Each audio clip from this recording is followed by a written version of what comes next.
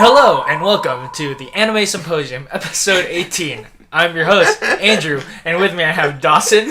What's up, guys? And Connor. Real professional, Dawson. Dude, you specifically were telling Andrew not to do the and first, and he went and did it.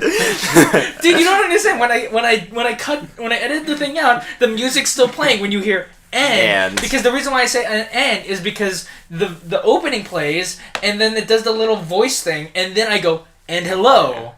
And welcome. It's just the double and. To the Anime Symposium. But yeah. My name is Andrew. All sorts of fun alliteration going on here. But how you guys doing? I'm okay.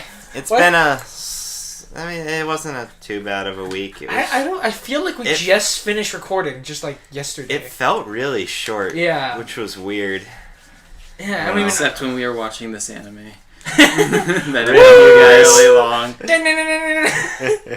Oh man, so we're just gonna get in on that then? Well, I mean, we can talk about what we went through this week. I mean, we usually do What that. we went through, it sounds like something terrible happened. We usually do that before and after. We usually do a little specifics after and then little... Well, there's what did you do in terms of media, which comes later. Okay. And then there's what did you do in terms of this week. In general, which yeah. is... Oh, I stayed up... Homework and homework and tests. That's all I did. I had an essay due, so I stayed up for like well over 30 hours, and then I slept for well over 12 hours. So that's always fun. Yeah, you make it up. It happens, yeah. You make up the difference. You gotta steal back your sleep time. I used Excel to... you gotta get back the time that you work lost. on this really difficult homework assignment problem that shouldn't have taken us nearly as much time as it did. But then the teacher sends a message and goes, "Oh, by the way, guys, this homework assignment was way too hard for everyone, so this is just gonna be extra credit now." And I'm just looking there oh, well, I mean, that's pretty good because I just spent 6 hours working on this thing in Excel. Might as well be worth something. Yeah, I had to program this sort of algorithm. Not algorithm, but it takes parts, answers somewhere in Excel, and then on the next page it'll use all those answers to make a new thing. And then it'll use those calculations with a bunch of other calculations to compare them together. Oh, it was frustrating. But I did it, so I'm going to be really mad if I don't get extra credit for that. You're probably not. Whatever. Also, in my other class, we're doing the Pac-Man Wars now, which is Pac-Man Capture the Flag, so that's a lot of fun. We get to program AIs, and whoever wins gets extra points and stuff. That's pretty cool. Yep. And among other things. So honestly, my classes are getting pretty fun. It's just my GE is being boring as usual. Nice. Yep. Oh, and someone graffitied out in front of our house, so that's nice. Hey, dude, fight the power. Apparently. Fight the power. Stuff's going on. They were using stencils. Hey, drop... Yeah, there was a lot of stencils. Hey, Dude, my favorite was the... Drop seeds, not bombs. My favorite was still the fact that among all the other, environmentalist graffiti, there was the 4 element symbols from Avatar The Last Airbender thrown in there for no apparent reason. What's weird is the graffiti they left didn't match their hashtag they left either. It was hashtag POCUCSC or something like that. And I'm like, what does that have to do with the environment? Maybe you're supposed to follow their hashtag and learn things. I don't know. But politically correct? No, it's people of color. Oh. People of color? POC. Oh. Who knows? Maybe there are people of color working towards a better environment.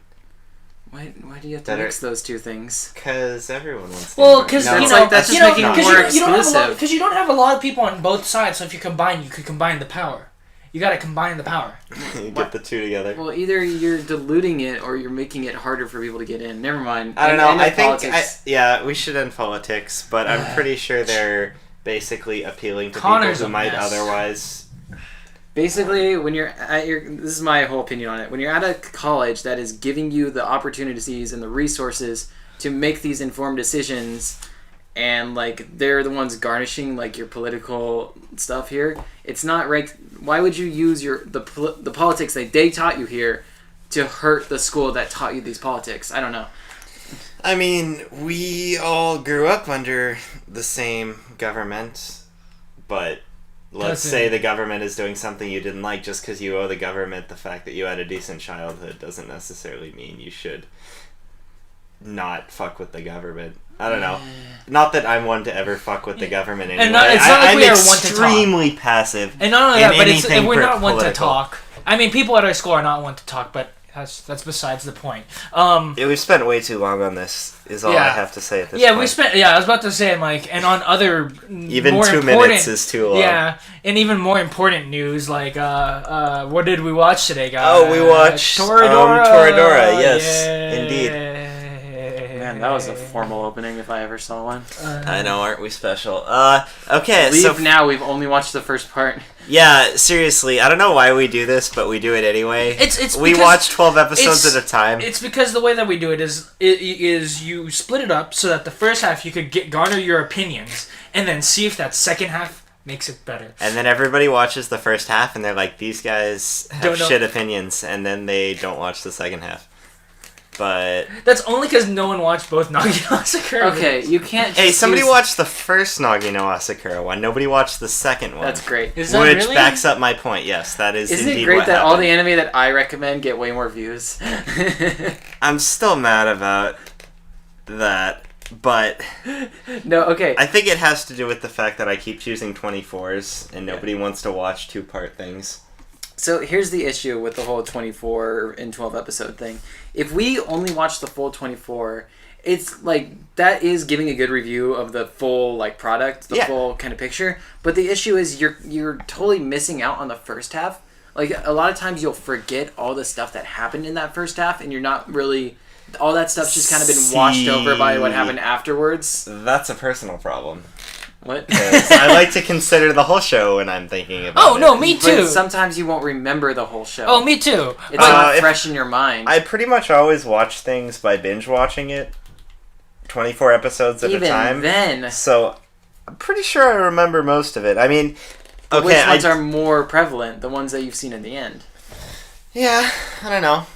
I mean, if you're suggesting someone to watch this, you're suggesting for them to watch to the end, not let's watch halfway through it and then stop. Yeah, but I don't think just because like the first, like what if the first half is shit and you actually feel like it's shit, I don't think the second half can totally undo that. It can't, and I'd hope you'd remember that if you watched all 24 episodes and then talked about it. I know, but like a lot of times people will like hide their opinion of the first half, or I don't know. It's one of those, the thing about that is if it's worth getting through the first half for the second half, I think it's valuable to let people know, hey, the first half isn't that good, but the second half is worth trudging through the first half. Which is why we also do the second half. Yeah, but nobody watches our second halves. I mean, nobody watches our first half either, it's but your fault, viewers. It's all your fault. Wow, are you sure about that, Dawson? There's 9 views on the Nagi no Asakura Part 2. When did that happen? I don't know. Because last time we checked this, there was nobody. I'm sorry.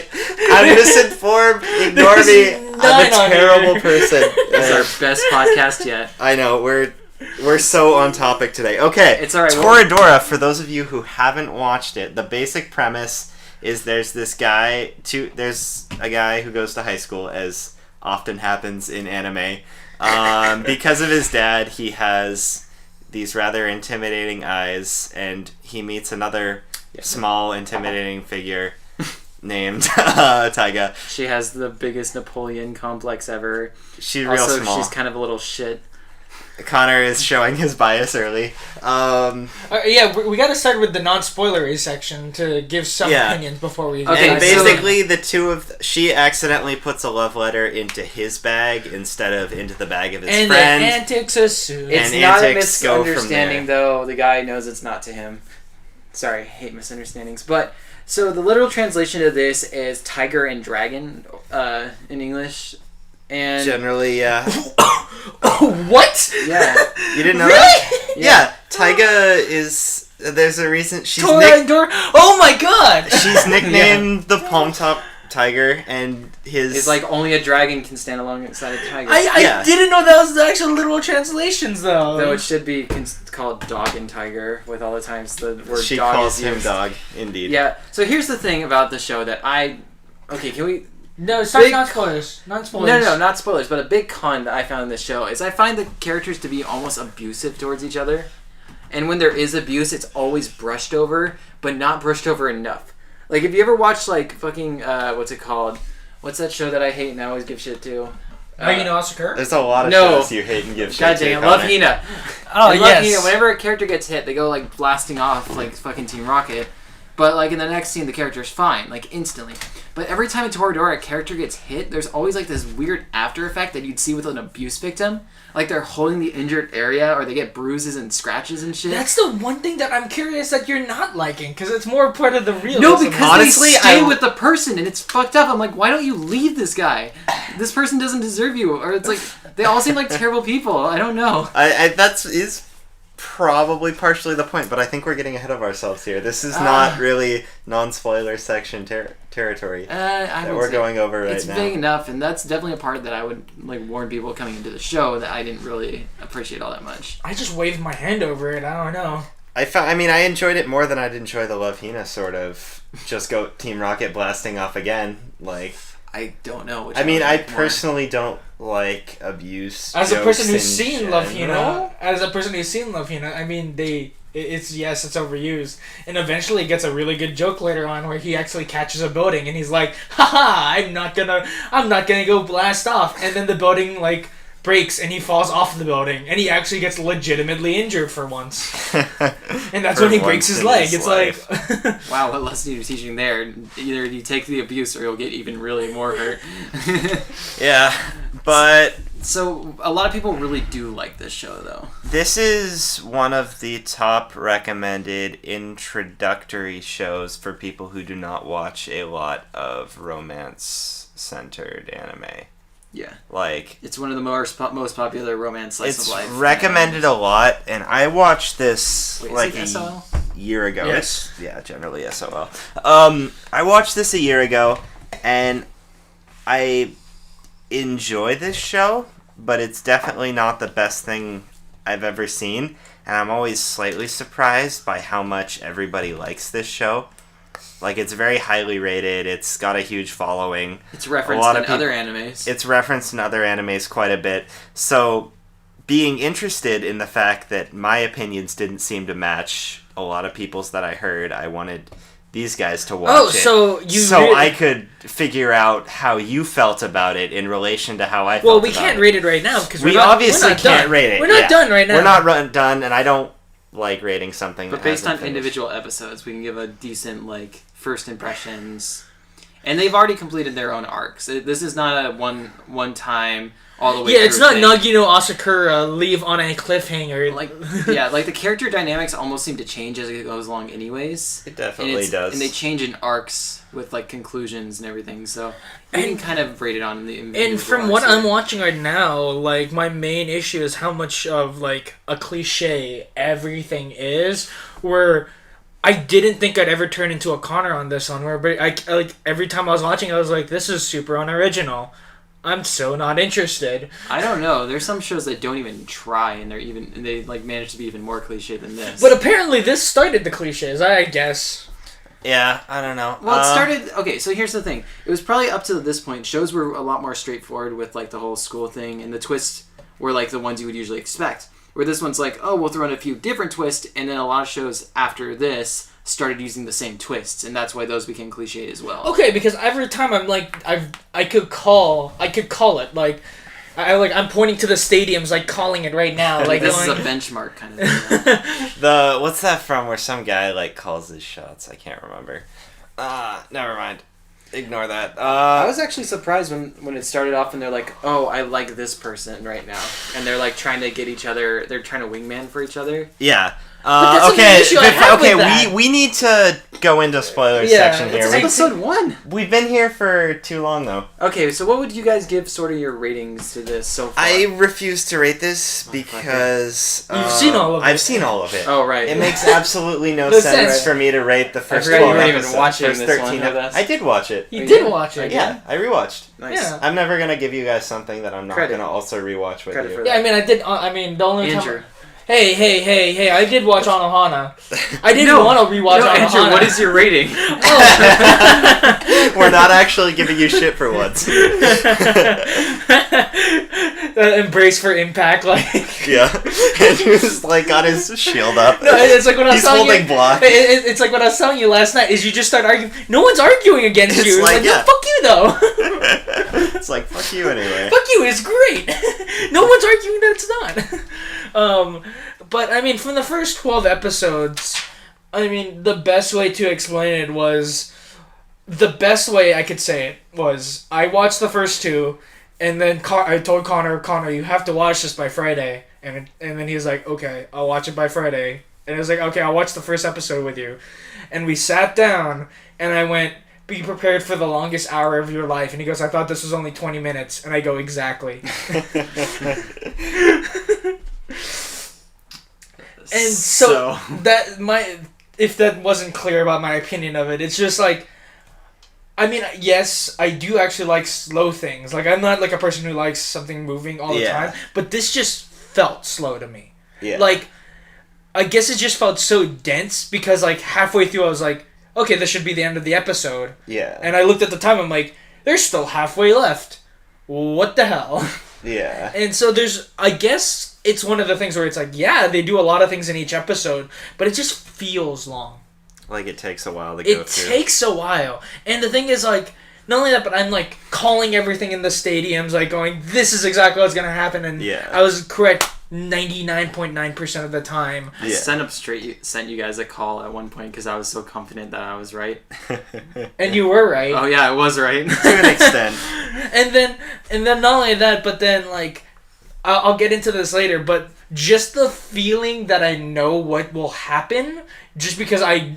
generally knowing what this anime is about, where it's gonna go, and just stuff like that. Yeah. It just makes me very uninterested in a lot of the other things going on. Yeah. That I'll come to later. Okay. And also, I may have been slightly spoiled on the ending already. That really actually affects how you watch this show. Really? Depending on what you were spoiled on. I was spoiled on like the last like moments apparently. Okay, that's different then. Okay. I think you should still be fine because there's one thing in this show that I think definitely shouldn't be spoiled because it is the one thing in this show that I didn't expect to happen and did happen. Regardless, I'm not gonna go into details now because we're halfway through. So the issue is, and I can't talk about it. The issue is, I as a person who peruses Reddit on his time off, I was just on a thread that goes, "What is the worst like canon couples in shows?" And besides the Orihime one, there was a lot of things that just said Toradora spoilers. And as I was skimming through, my hit finger accidentally clicked one of those spoilers and pops up on my screen, and I go, "Oh." And then I just keep scrolling. Yeah. Speaking of Orihime, I have something I actually have to say in regards to that. In the discussion very section. soon, in the discussion section. But that's what I have to say about this. And if you don't feel like rating it, I understand. Oh, I could rate it easily right now, like 5.5 out of 10, 6 out of 10. Wow, you put a 0.5 in. Okay. Well, because the thing is, I don't want to say pure 6 out of 10, but it's not exactly super average. Yeah. Like, there are like a couple times where I was like, okay, I didn't expect that, so I give it the 0.5 to a 1 point. Yeah. So... I would say that even though we only watched half of a show, I felt like I watched 2 shows. Because near the beginning, it was a lot... Damn. I was like, oh my god, this is so slow, and these characters are so flat.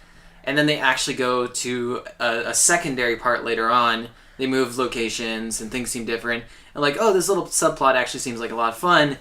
And then it ends extremely disappointingly.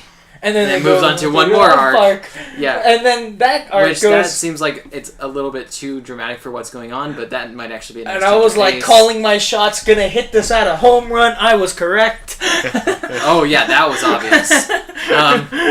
I could blindfold myself and still get that shot. But all in all, I've kind of given a few of my things. Again, the biggest part is I felt like these characters are assholes. Especially at the beginning, like... They treat a lot of like abuse jokes like they're like really funny or whatever, but they always seem like a bit too harsh for what they're going for. Yeah. Or they're just harsh to be like plot convenience points. And I don't know. It was weird. I'm not sure I liked how the characters treated each other, and the characters actually change personalities way too fast at some points. I don't know. Yeah. So, as a whole, I'd give this I'd say around what Andrew gave it. I'd give it a 6 or so. It got better for me, but at the beginning it was just straight painful.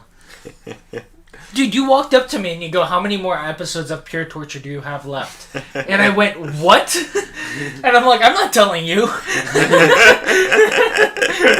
Oh, you told me something after that too, but I'm not sharing that. And what was that? The reason you didn't tell me. Oh. No, yeah, I still went through it. Didn't mean I didn't go through it. I still went through it. I wanted to hit that 5-second button. I was like, but no, I have to You held off. I held off. Alright, so now we can move on to spoilers. Spoilers inbound. Only for the first half, though, so don't worry about it. Yeah. Okay, something I do want to say before we begin all of this is this show, for me, falls into a strange category that I have trouble actually describing, and it's a very weird category because of how things are linked together. But basically, shows based on some of the bigger novels published by Dengeki Bukuro, not Fighting Climax, but hey, are these the publishing company. Bukuro? The publishing company Dengeki. Yeah, they are. Oh, okay. Taiga's a playable character. Oh, god damn it! But what I have to say is there's a list of, I believe it's 5 shows that fit this category for me.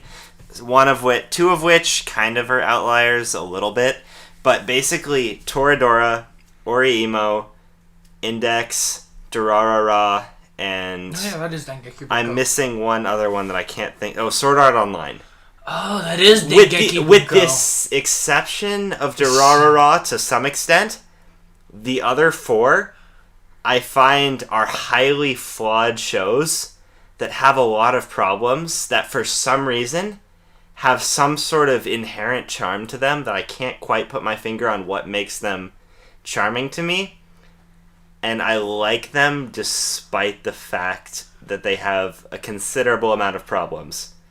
Which goes for Toradora, as we've been talking about. It goes for Oriimo, it goes for Sword Art, and it goes for Index. Specifically Index more than others because it has that's considerably that's even your more favorite thing in the world. I absolutely adore Index the series, not Index the character. That's a very important distinction. But Index also has a ridiculously large amount of problems. So I just kind of wanted to put out there the fact that this show falls into the category of having a strange amount of inherent charm that I can't quite put my finger on, and I don't think it really shows itself as much till the second half, as I think most 24-episode series do. Not all of them, but a large amount of them don't actually show their true colors and get to be extremely interesting, or at least decently interesting, till the last 12 episodes or so. Yeah, because it's all set up. This is a 26, right? Am I wrong? I forget. Wait, was it? Because were we supposed to watch one more I episode? have no idea. I'll look it up right now. You talk about things. It doesn't matter. Wait, I have actually listed on my phone, so I just keep going. So we can basically split up this part into 3 different arcs, as I was saying before. There's the whole introductory where you meet the cast. Yeah. It kind of sets up. That's all in the high school setting. 25. Wasn't particularly my favorite part. They kind of seemed to crawl in a few of the episodes. And I thought the characters were much too mean to each other. Out of these first 3, I would personally rate it worst arc as the middle arc. Really? Second. Really? Depends on what we're talking about as the middle arc. Okay, you go... The Summer House. You go... Oh, the Summer House is the middle arc? Yeah. Oh. What did you think was the middle arc? I don't know. It was everything before the Summer House, then the Summer House, and then everything after the Summer House. Okay, what happens after the Summer House? The dad comes back. The festival arc. Okay. I don't like the dad arc that much. So where's and the intro arc, I like certain parts of the beginning of the intro arc. I really don't like the swimming section of the intro arc. And then I really like the Summer House arc. I guess I have my arcs on, because what I do it is like... I wouldn't break it into 3 arcs. I would break it into more than that. I'd break it into... Because there's like general introduction of the current conflict. There's an extension of that. There's swimming arc. So and then after the swimming arc, it goes into summer home, and after that, it goes into father. I'd give it like 4. That's personal. Swimming just seemed like the transition to me, because that's when they kept mentioning the Summer House. Swimming I just really didn't like. The swimming arc is equivalent to Oriimo spoilers inbound. Close your ears if you care. The swimming arc in this series... It's not equivalent to the anime arc. Really? Because I really didn't like the anime arc, and I really didn't like the swimming arc. I didn't cringe at this arc. Like, I was cringing at the anime arc.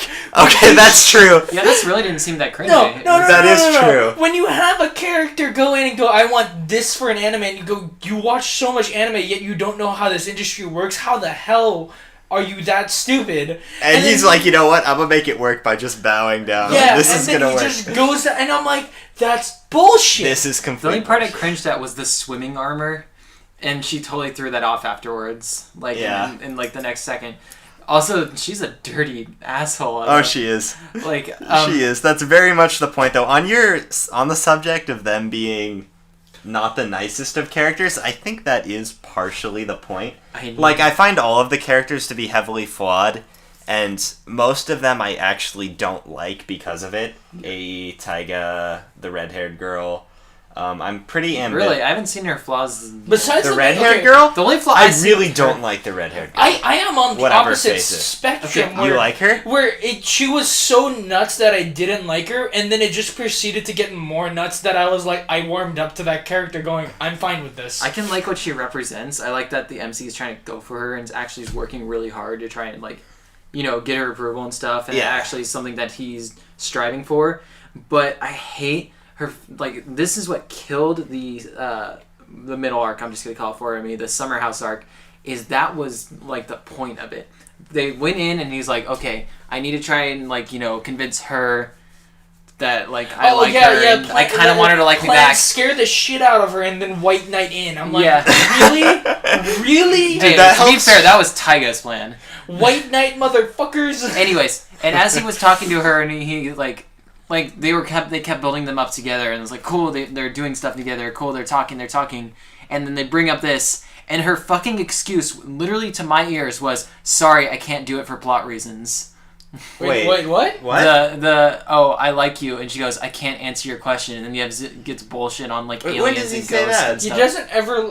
He goes, do you have a boyfriend? Yeah, that's not... And she goes, sorry, I can't answer your questions. No, she answers do you believe question. in ghosts and aliens? And no, that's a whole metaphor. The entire thing. Do That's you one of understand yes, what was happening there? I know what the metaphor was. I'm not Okay. that was dumb. an The metaphor is amazing I don't scene. really understand love. That was my favorite scene. It was in this basically her entire going, thing. ask again later, so we can No, it wasn't. so we can press this issue till later No, on it in the wasn't. story. No, and she's see like, the I don't progression. have anyone I have feelings for right now. AE, I don't have a boyfriend, and maybe at some point I actually do want to learn these things, but right now I find that not possible. And he's like, okay, you know what? I think I kind of want to help you find that. And one, that's for personal reasons, but two, it's also... I don't think that's a good way to end an arc. It was literally, and I don't know. It's like for me, that's like a read the manga ending. See, I didn't care about how they ended it there. I liked up till the fireworks scene. The one thing I didn't like is the fact that she ignored any mention of it when they were back at school. Yeah, that was which bullshit. I found understandable, but I still thought was bullshit. Yeah. That's what also leads me to think that she was just pushing off the issue till later. I don't think she was pushing off the issue. Dude, as someone who's been let down lightly multiple times, that's what it sounded like to me. Yeah, and so someone who's been let down lightly too. It doesn't sound like that to me. Like, I think. I don't know if Andrew, where you live, kids sound like really mean people. So I don't think they're letting you down lightly. when she pushed him off when they were back at school, that was letting him down lightly, sort of pushing the issue off till later. But I think the entire time they were at the beach house, I think that was completely sincere. In as much as she wasn't able to talk about it in explicit terms. I don't know. For this character, it's really hard to tell whenever she's even telling the truth or being herself. Like, they even mentioned that early on. She's always hiding what she's actually thinking and stuff. Yeah. And, like, the one time she even I don't know. There was so much confusing crap going on there, and it was basically all the will they, won't they with this character, and I really don't think it's going to lead to anything later on. Okay, that leads into my main issue with the show, is that obviously they set up this romantic pairing between the two main characters, but, like, going through this entire show as, like, this first 12, as they're, like, trying to help each other set the other person up, I like that plot line a lot better than if they were to end up together, and I just... That's... When I first watched this show, and I still hold this opinion, that was my exact same reaction. I was like, okay, I can tell they're going to set the main two characters up together eventually, but I really want this to be a show about the two of them being really good friends and helping each other out. Yeah, helping each other find their own love. I was like, that is so different. But it's not how it's gonna end. You know it's not how it's gonna end. It's pretty obvious. But the entire time I'm sitting there like, I really wish that totally was. ruined the Summer House arc for me. No, otherwise, it would have been a really interesting arc. No, this whole entire time, I'm just really mad because I'm watching this. I'm like, I like this plot line a lot better. I like this storyline so much better of just like two friends helping each other out. Yeah, I think it all stems down to whether or not you like Taiga. And I feel like, do you enjoy Taiga as a character? Okay. I'm not asking you yet, Connor, because I know what you're going to say, and I want to hear Andrew's opinion first. I'm on the fence. Okay. Because she flips on a dime way too hard for me. And, like, the issue is, like, there are, like, the whole, like, she flips on a dime way too hard for me. And it's too much to a point. And, like, there's a moment where I'm like, okay, you're supposed to find this character adorable. And I'm like, I'm kind of on that, but, like, okay, I agree with you guys. Yeah. And then there's other points I'm just like, this is insufferable. Yeah. Like... You're practically bipolar. Like, Inami is, like, one of my favorite, like, tsundere characters. Yeah. And that's one of my favorites. And I feel like that's, like, my, like, comparison of, like... There's such a big difference between her and Inami, though. Like, Inami, when she gets mad, she goes, I feel like I want to punch you. Whatever, like, fucking... Taiga's just kind of like, she's not feeling very good. Either she'll abuse you or she'll call you, like, horrible names when you don't deserve it, and you're giving her free food. And one of the scenes that really pissed me off is when he's giving her food, and like, she's acting like she doesn't appreciate it or anything, and he's all, like, pissed. And then she starts eating the food and goes, oh, she appreciates it. I'm like, no, she just wants the fucking food. She's just taking advantage of you. And then they treat it like it's the sweetest thing, and it's really obnoxious. I don't know. I don't find the relationship between them, like, believable until at least episode 3 or 4. Because on 1 and 2, it's literally her going from a super bitch to, like, 5 seconds later, I'm sorry for, like, this little inconspicuous thing I did 5 seconds ago.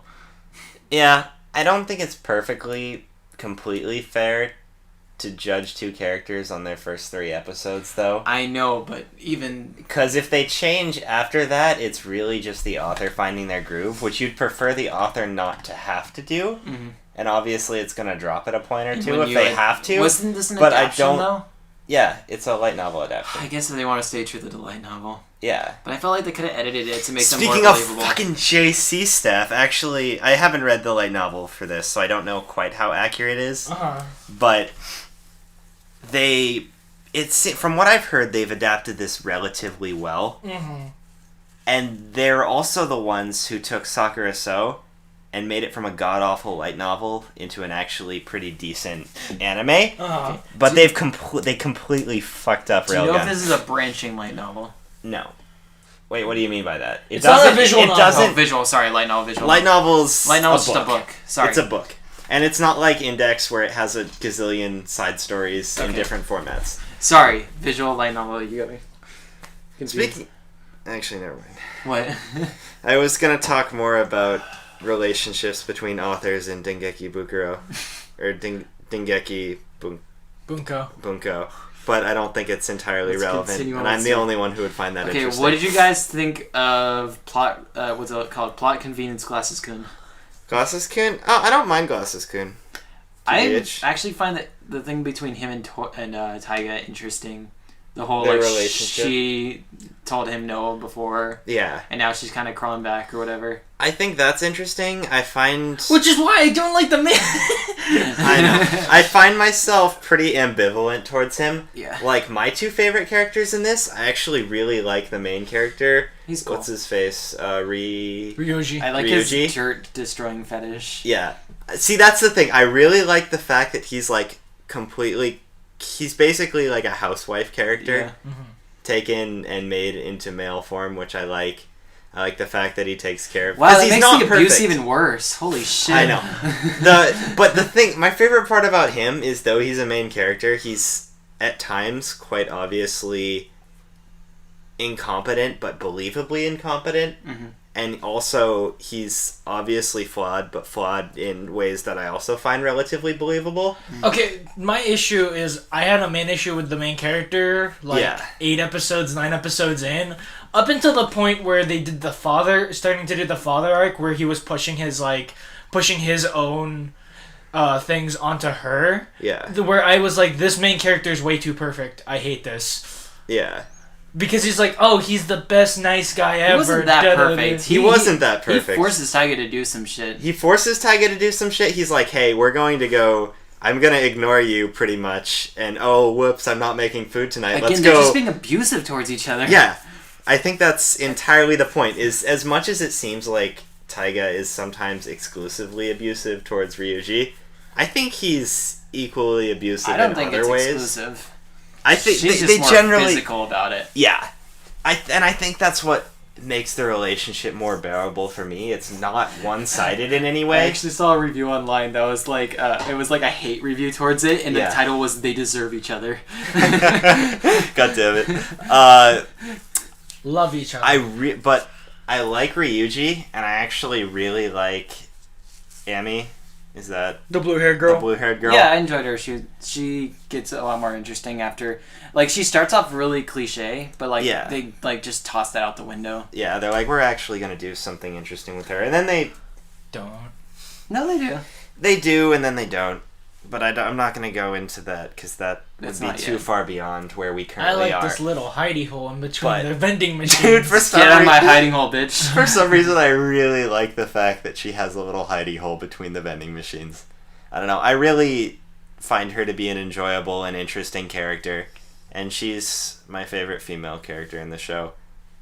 She's the only female character I really like in the show. I don't feel like any other character is even believable between her and the main two. Like, the two friends are just crappy. I don't know.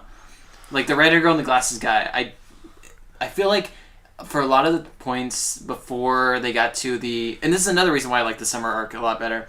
Before they get to the summer part, they're always just, like, unapologetically appearing out of nowhere to start a new plot point. And they don't have any believable reactions. They're just reacting how they would need to move on to something else. Yeah. And it doesn't seem real at all. They don't they don't have like a personality I can speak of. Like the only person, like the glasses guy kind of gets one, but like the red-haired girl, she just kind of switches on a dime. She's like the comedy relief character, but you're also trying to use her for like important plot points. And I don't feel like that worked. So the issue with Glasses Kun character is that I like when I was watching it, I relate him heavily to a Bull Cap character from Skull Rumble, Kurasuma, and it's just one of those things where it's like I don't understand how you like.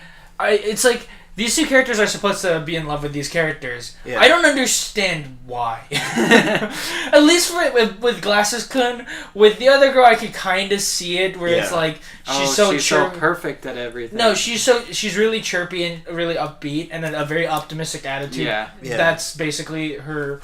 That's why he likes her, is because of the optimistic attitude and the sunshine whole aspect. Oh, don't get too close to the sun, or you'll burn. Fuck you, blue hair girl. Anyway, I actually appreciate her logic there. We were talking about this earlier. I don't think it was a good excuse because, first of all, fucking Taiga always treats him like shit, and he's always doing all the chores for her, so they're definitely not on the same fucking path or whatever. Yeah, I just think she does have a point. That I think he does kind of idolize the red-haired girl. And she's a fucking idol. No, or she's a model. She's a model. It's a bit different. Yeah. I know, but she's they're literally equals. A model. Just because she's literally a model doesn't mean that their relationship is that of model and fan. Wait, shouldn't she be the arrogant one saying she's not on the same level as him then?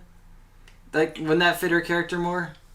It might have. It fits her fake character. It doesn't fit her... I mean, because wasn't the whole character the super nice one, and then the real character was like, haha, bow at my feet, eat my shadow, it's an excellent meal for you, kind of? She ends up with 3. Okay. Sort of. She has her persona of being... clumsy, super nice, everyone's favorite perfect idol character. Then she has the secondary layer of her being... bitch.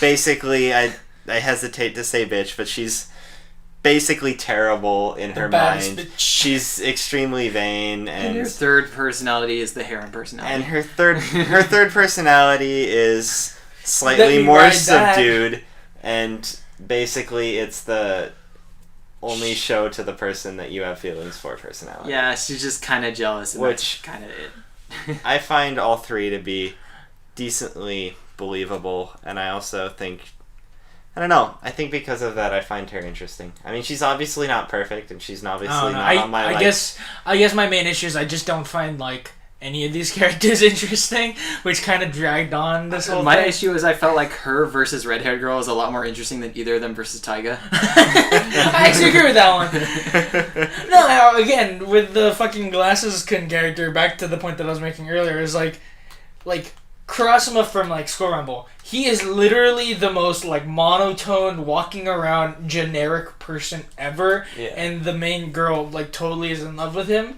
and like. That's the thing in It's Japan. because he's attractive. Do you think He's not even attractive! He's supposed to be attractive. He's not! supposed to be like that really smart kid that all the girls swoon to and everything. No, my favorite part... Just because the art style can't quite convey his it's like attractiveness. the brown-haired guy from Anohana.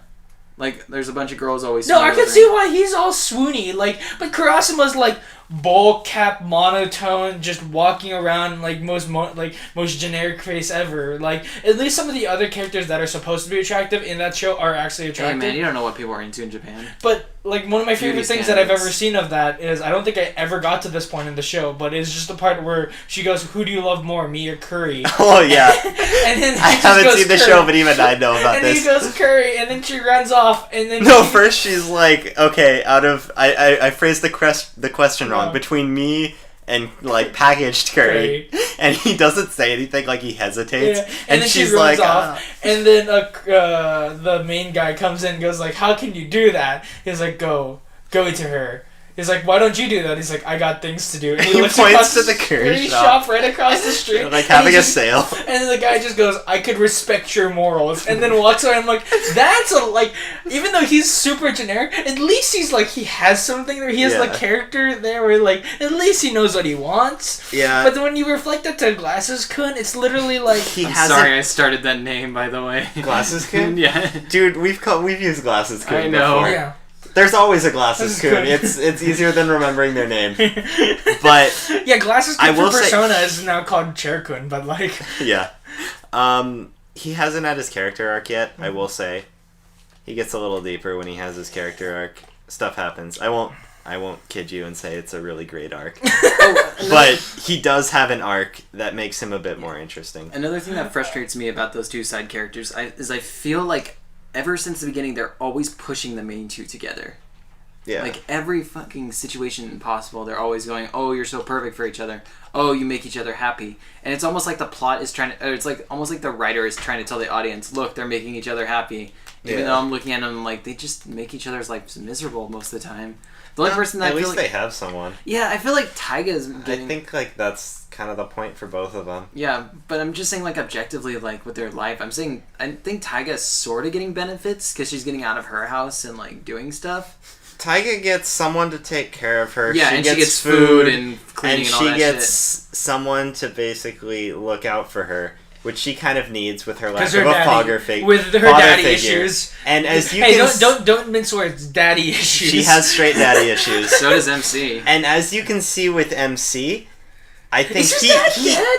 I can't. No, his dad's just not coming home, he said. You sure about that? He said no matter how much I beg him, he's not coming home. Oh, I guess that could be. No, because no much how much I beg, my dad's never coming back. I'm pretty sure his dad's dead. Is Okay. his dad I dead? could be wrong, but from what I remember, and please don't quote me on He this, just but seems like a sleazebag who left, honestly. I'm Yeah, pretty because sure that's the his issue I dad's have. dead.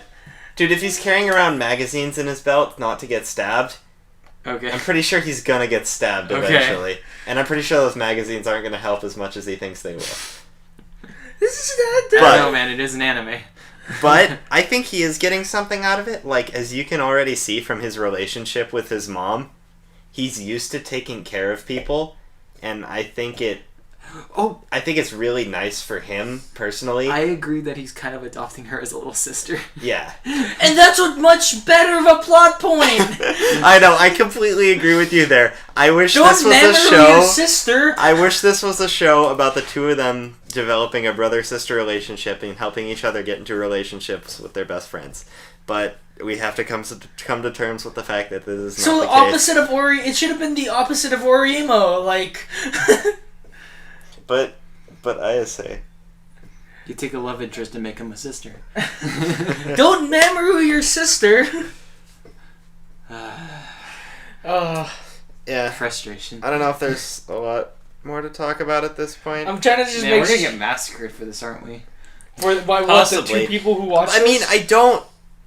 Hopefully none of Toradora isn't bad, in my opinion. I don't think it's bad. I don't think it's bad either. I don't think it's great. I don't think it's great, and I'm really happy if it introduces people to this genre that they might not otherwise visit, and I will recommend it for that.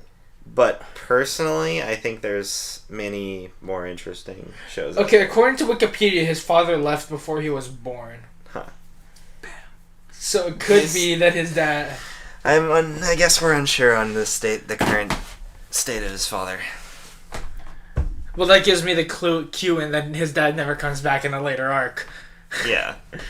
Which, okay, I just thought let's talk about this arc, yeah. That could be a really good plot point, his dad coming back. Oh my god. Come back.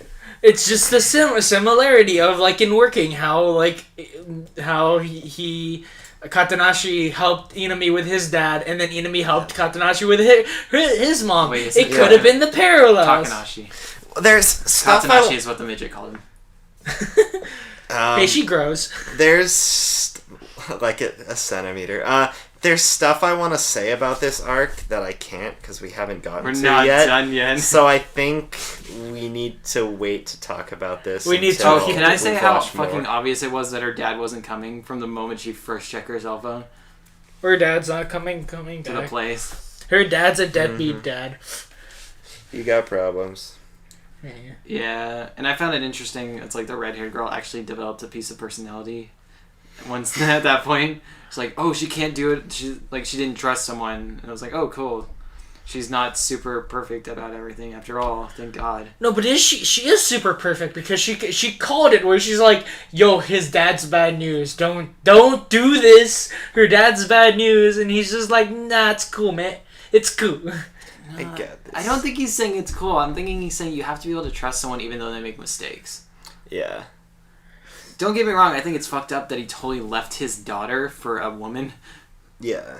But I don't know. I feel like he just really wants the guy to get a second chance, and he feels bad that a family is split up, and that's sort of from his own his own perspective, like what a good family should be. Exactly. And he's like, well, it must be really nice to have a father, because I don't have one, and that sucks. Also, what the fuck's with the bird? The fucking bird. What is the point? You can take the bird out of this entire show, and the show would not change. Dude, I don't know what it is about the bird, but I actually like the bird. They could have had a plant, and it would have been the same thing. So dumb. It's so dumb that I actually find it funny. You know how I say where you could remove something from this entire show, and the show would not change? You could remove that bird from this entire show, and this show would not change. I like the show better for having the bird. I don't know why. And I forget if they ever do anything with the bird. I think they actually do something with the bird at some point. I could be wrong. Also, the mom's a total MILF, but that's kind of her character. That's kind of she works at a host club. Yeah. She couldn't work at a host club if she wasn't. That moment where he walks up and the liquor store guy goes, "Ooh, gotta grab that ass!" Yeah, that's sexual harassment. When your mom is so hot, harassment. people grope you. You have the genes of the nicest ass I've ever seen. Yeah, it's pretty much Dawson straight. never has a son. Rip. No, Rip my son. No, it's daughter. Dude. No, fuck that. Oh god, dude. I'm not touching your daughter's ass. That's horrible. I'm not saying we would, but if I have a daughter, that's gonna be a serious problem. Oh man, I don't think I can do a daughter. Please sons, please sons, please sons. So the issue is, I would want to have a son just because there's so much expectation for me to have a son when I have a kid. But then I'd also want to have a daughter because I have the best name ever planned out for that. God damn it! That's a terrible reason. I'll keep whatever gender I get first when we're planning on keeping it, but it's like You make it sound like a dog. Sorry. a fetus. No, but that's just my point where I'm like, I don't mind either or, but like that's the most debatable thing I've ever had. Where like I'd rather have a son, but holy shit, do I have a great name for a daughter? God, man, I just don't think I could handle her in high school with all like the boys around and shit. That'd be really difficult. Dude, see, with all like the rape talk they have in college, I feel like high school is way worse. Like I feel like high school is when bad shit usually happens. Yo, man, just do what my taekwondo instructor said. Buy a gun. I think college only less stuff happens in high school, but when it does happen, it has more lasting effects. I don't know. I think how it works. I would say it only really happens in college if you're getting really, really drunk and going to parties and shit. Really? Cause yeah, you gotta watch out for us, man. I feel like for people like us. I mean, I don't know. Wait, what? I have never done anything vaguely. I don't know how. You're hesitating, Dawson. You're hesitating. I don't know how to phrase this. Rapey? I guess. I don't know, man. Well, at least Taiga's dad doesn't have to worry about her. Honestly, like, seriously though, Mom's hottest character in the show. Jesus. Like, by a long shot. Did some of the, like, animator directors go from, like, Toradora and make their own company where they made Classroom Crisis? Like, because, like, the facial features of their teacher is almost similar to the same facial features. Oh, the teacher was great. I loved her. Oh, okay. Oh, in this show? That's what I wanted to point out. That's the one thing I liked about it. One of the few things I liked about the show so far is that they go, what do we do for a class thing? Let's do a maid cafe. No pro wrestling. Yeah! That was great, too. The teacher's like, cool, that'll totally fail. I'm going to make them do that. And then instead they make fun of the teacher. Yep. They didn't make fun of the teacher. Yeah, they were. Oh, they were? Yeah. That whole entire thing was a bash on the teacher. Oh, and how she's a 30-year-old spinster. Oh, damn. That's why they were, like, cutting the thread. And then she's like, no, don't cut the thread. Because the red thread is the symbolization of your soulmate. Yeah. Well, I thought that was her doing it to herself. That's why... That's why Toma gets all the girls in Index. His right hand severs the red string of fate. Wait, how does that do anything? Because then they're not fated they're to be no with anyone longer else. Whoever they were fated to be with no longer has a connection So with they them, can so be they with just anyone. kind of... Oh god damn it, are you serious? That's not technically canon, but it's largely accepted as fan canon. I was about to say! It's never been explicitly stated within Index, but I mean, his right hand already is confirmed as having, like, negated God's luck, and that's why he has a large amount of terrible luck. So it stands to reason that would also apply to the red string of fate. But that is not relevant for this conversation. I just thought it was hilarious. I was about to say, we're getting off topic. Another character who was interesting, who was a side character, and could have been a much better character than the two. The president was interesting. Oh yeah, it's just like you learn more about her later. Cool, good. A little bit, not a lot. No, she's just relevant for when I watched that character. When I watched that opening, I swear I thought that the blue hair girl was the class president. It took me a long time to figure that out the first time I watched this, but I got there. Oh, speaking of openings. Hey Connor, what did you describe this when you first saw this opening? So the beginning just sounded disgusting to start, honestly. No, wait, no. It gets better and it grew on me. Let me phrase this exactly how Connor said it. Andrew, what are these noises in my ear right now? This is an opening that really weirdly grew on me. Yeah, no, I like the later half. I really didn't like it when I first watched it, and for some reason I actually am... It's not one of my favorite openings, but I'm rather fond of it now. It's exactly the same. It works like Database. No, it doesn't, though. And it's not as good as Database. Because Database, you know it's that bad the whole time, and you're just like, yeah, you just have to embrace it at some point. That's true. I know this is awful, but I fucking love it. With this show, it's like, it's inoffensive in the second half, but I still find the first little part really obnoxious and computery. I can't even make those noises. Like, Connor was like, is this auto-tune? What are these noises? What the fuck? Like 2 a.m. I like that part. I like how fast they can sing. Yeah, it's pretty good. I still don't know what pre-parade means. Pre-parade, what? No, it's all prepare. They have the thing as the translations on the right below it. Pre-parade. It always says pre-parade. Yeah, it's all prepare. Prepared.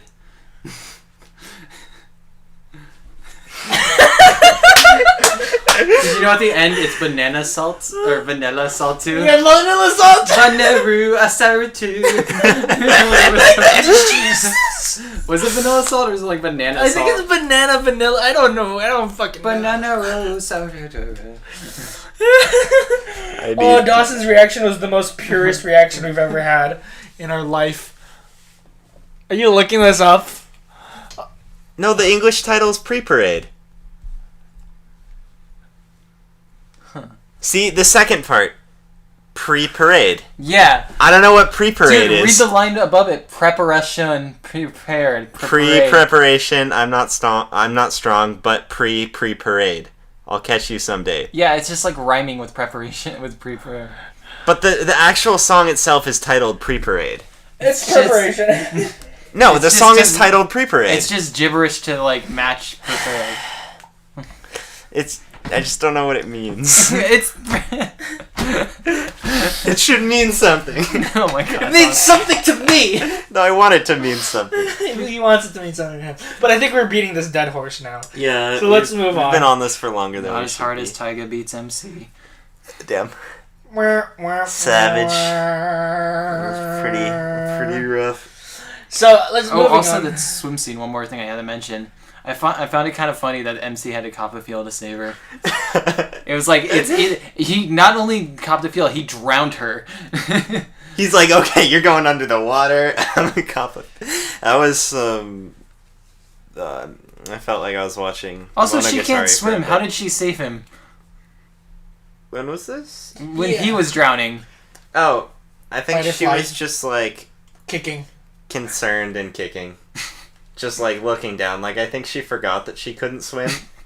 So, because she was That's so concerned. That's not an excuse, Dawson! No, but she wasn't actually swimming. She's just like going down to try to get to him. I'm pretty sure when she got to him, she couldn't pull him back up, and somebody else did it. Maybe.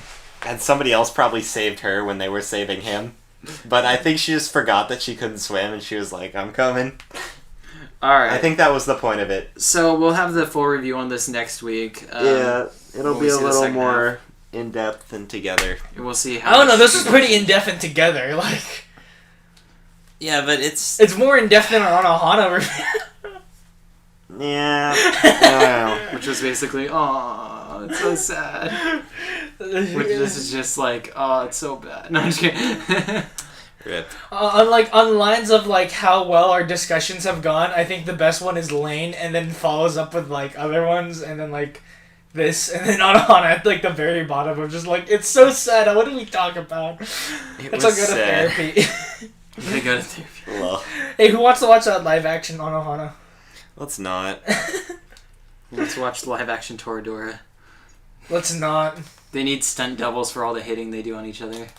Yo, dude, I saw the live action Death Note, man. That was good. Man, did you see that? I kicked the pole so hard it bent. That means we won. He's like, good job, guys. So, moving on. Yeah, what are we going to talk about? What we did this week, any media that you consumed in your life. I consumed media. I did. I mean, obviously. Okay, well, let's see. Interesting. Okay, that means Thanks, Dawson guys. goes last. Yeah. Connor. Wow. I read I read 2 One Punch Man things. We'll talk about that later. Okay. Because that's something we've all... I got my friend to watch JoJo Part 3 and also Steins Gate. Good choices. Like, that's the most straight punch you could ever have. Well, he already watched the first part of JoJo, so. What else did I even do? Just keep telling him, like, dude, it gets better towards the end. Oh, I watched Lucha with you guys. So. Oh! I'll talk about Lucha. Lucha Underground. Oh, God, that's the best. Yeah. Anything else?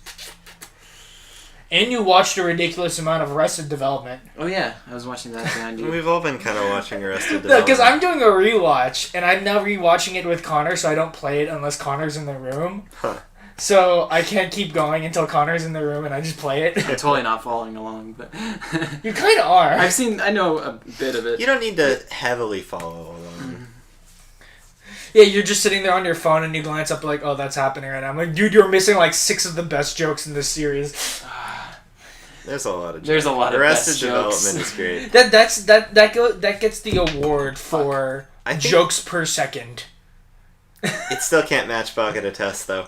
I don't know. I know it's not the same medium. No, I think Pocket of Test. It might be winning, honestly. Arrested Development has a lot of jokes per second, and like there's like even the background elements are jokes per second. You know what has even more jokes per We'll second? have to count. But it would make you mad if I said it. What? Super Jail. Another thing I watched this week. There's a window right there, and we're on the second floor. Asking for some defenestration. Defenestration.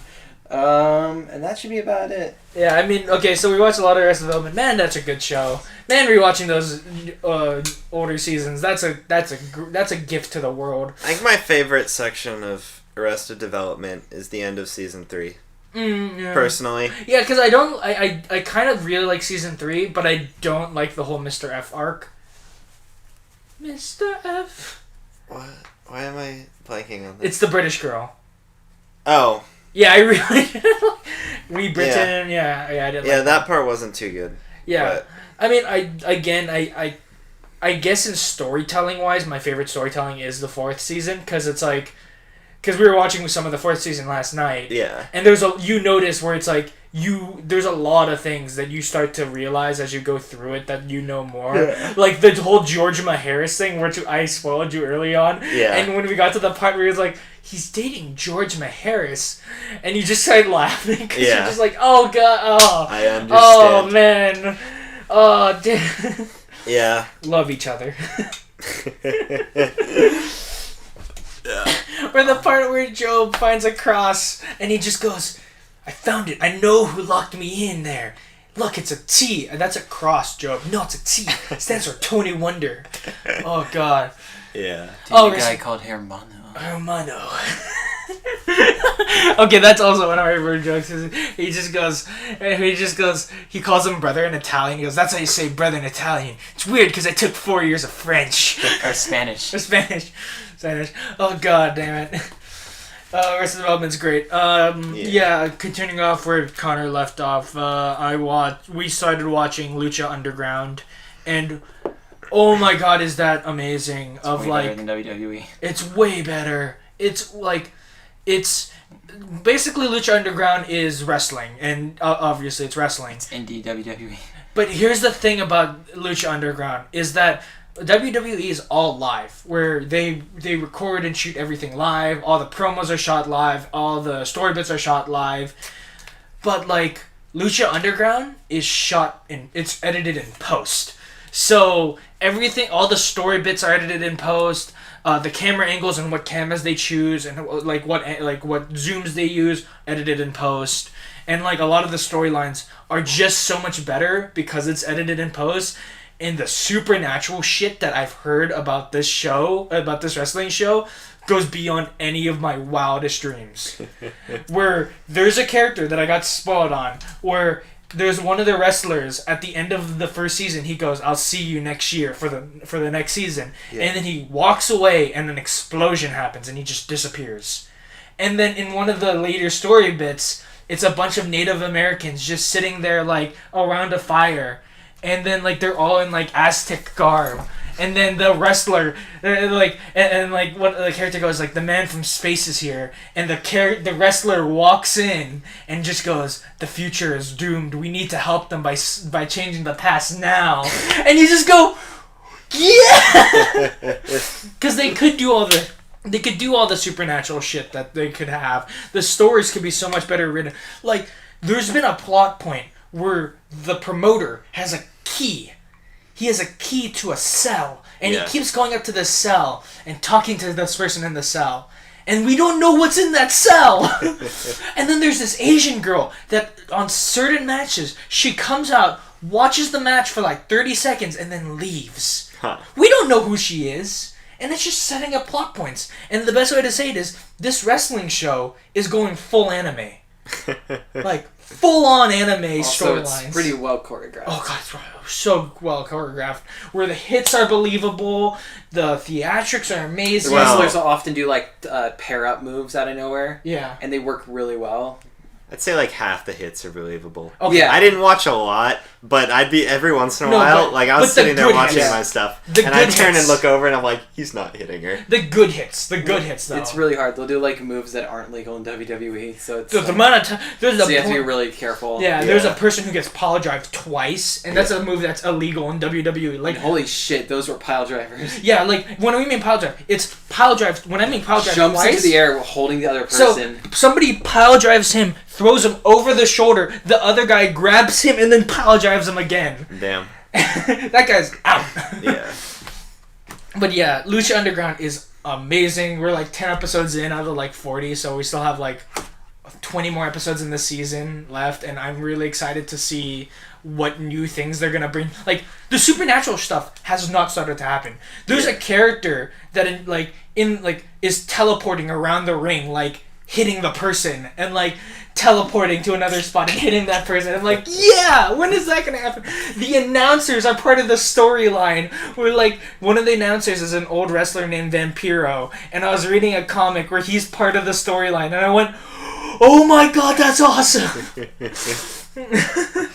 So I'm really excited to see where that goes, and if I'm not watching anime, I'll probably be watching Lucha Underground, and I'll have more to say on that. I got into Bronze League of Street Fighter V. No more words on that.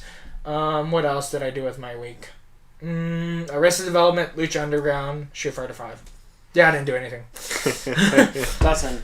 Yeah, while you guys were watching Lucha Underground, I was finishing up the second season of the Monogatari series, which I'm really, really impressed by.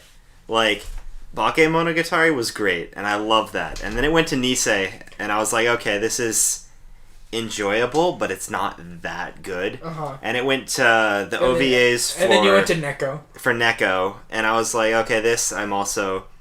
It's okay, but I'm not enjoying It's that much. It was like, and then we get to the second season, and so a bunch of cool stuff happens. We have. I mean, okay. I don't want to spoil anything. I was sitting there eating my burrito earlier today and looking at that screen and went, "This is the most artsy shit that I'm looking at in my." Okay. What is this? What is going on my screen right now? As of like a couple hours ago, I finished the last arc of the second season of the Monogatari series, which is based around Kaiki, I think that's his name, trying to deceive one of the girls who used to be super generic, and they actually do something to make her not generic. Like, she's first introduced in Bake Monogatari, and you're like, okay, all the other characters they introduced here, really interesting, and then there's this one generic girl they introduced, and you're like, she's pretty generic. And then they actually did stuff with her during the first half of this to make her non-generic, and they wrap it up at the end with Kaiki instead of Araragi as the main character. And I'm pretty sure, I'm gonna have to think about this more, but I'm pretty sure that last arc has made its way into my top 5 favorite arcs from any anime, and I'm pretty sure Kaiki has made his way into my top 5 favorite characters for anime, and I need to think about this more before I commit to that. But as of right now, like post-hype coming off of that, I'm really excited, and I'm really excited to see what happens next season too, because I know which characters they're going to focus on because what they set it up for. And there was at a point in time, I was like, there's no way I'm ever going to be one of those people who's really into the Monogatari series. Because like a lot of people talk about it, and I tried watching it at one point. I'm never going to love horror emo. Exactly. Dawson, you gotta watch the Fate series next. Okay, I've actually been thinking about it, just because I feel like I need to watch these bigger series, but I don't know. The further I go on, the more impressed I am. What's on my list of just like, I'm never gonna do that, and then it's just gonna happen one of these days. Yeah, I'm Assassination Classroom. That's just a joke. That's a joke more than anything else. Honestly, we should read Assassination Classroom. We will one day. When it's done. Yeah, but basically, I'm really impressed. The more budget they get as they go along, you can tell they're getting more of a budget, and they actually do stuff with it. Like, they don't just kind of make things look better. Like, they're like, okay, now we can play around, and they do play around, and it's great. It's really entertaining to watch. It's still got some of the most interesting character dialogue out of anything I've ever watched specifically. Dude, I swear, like it was. I walked in and I was just like, character shot, PowerPoint shot, character shot, PowerPoint shot. What is going on this screen? Yeah, basically what they originally did was a lot of, especially in Bakemonogatari, they straight up had such a small budget that for a lot of cuts and in certain places in the story where there should be animation frames, it cuts to a black screen with a single Japanese character that says black frame on it, and there should be animation there, but they didn't have the budget nor the time to actually fill in that, so it ends up making it look really stylized, and obviously it was like a stylized choice to keep that in there, but it stems from the fact that they didn't have a budget. But because that did so well, Madoka and then Nisei Monogatari and a lot of the Monogatari series after that actually got a bit more budget to them, and they kind of kept it in as a stylistic choice. But what they do a lot of the times now, especially in the second season, what happens a lot is when it cuts to those frames of like quote-unquote PowerPoint shots, it's actually characters' thoughts like flashing for a second on the screen. Like what would originally be text as the character's thoughts within the light novel flash on the screen written. So it's kind of the same. I think it's, at least I take it as a way of showing what it's like to have quick, like, intrusive thoughts that just kind of show up while you're thinking of things. Like, a lot of times thoughts will just shotgun through your head, and a lot of them don't stick around, and a lot of them aren't completely relevant, and you don't need to know them for the story. Yeah. But if you catch some of what they're thinking about, it really adds a lot to what the characters are thinking. And I think it's a really interesting choice that they went there with that, and that they've chosen to keep doing that, despite the fact that they don't need to anymore. Whereas previously, a lot of it had to do with the fact that they kind of needed to. Also, because of that, they use some interesting camera angles that a lot of anime doesn't, which is weird because they're camera angles that are only possible because it is anime.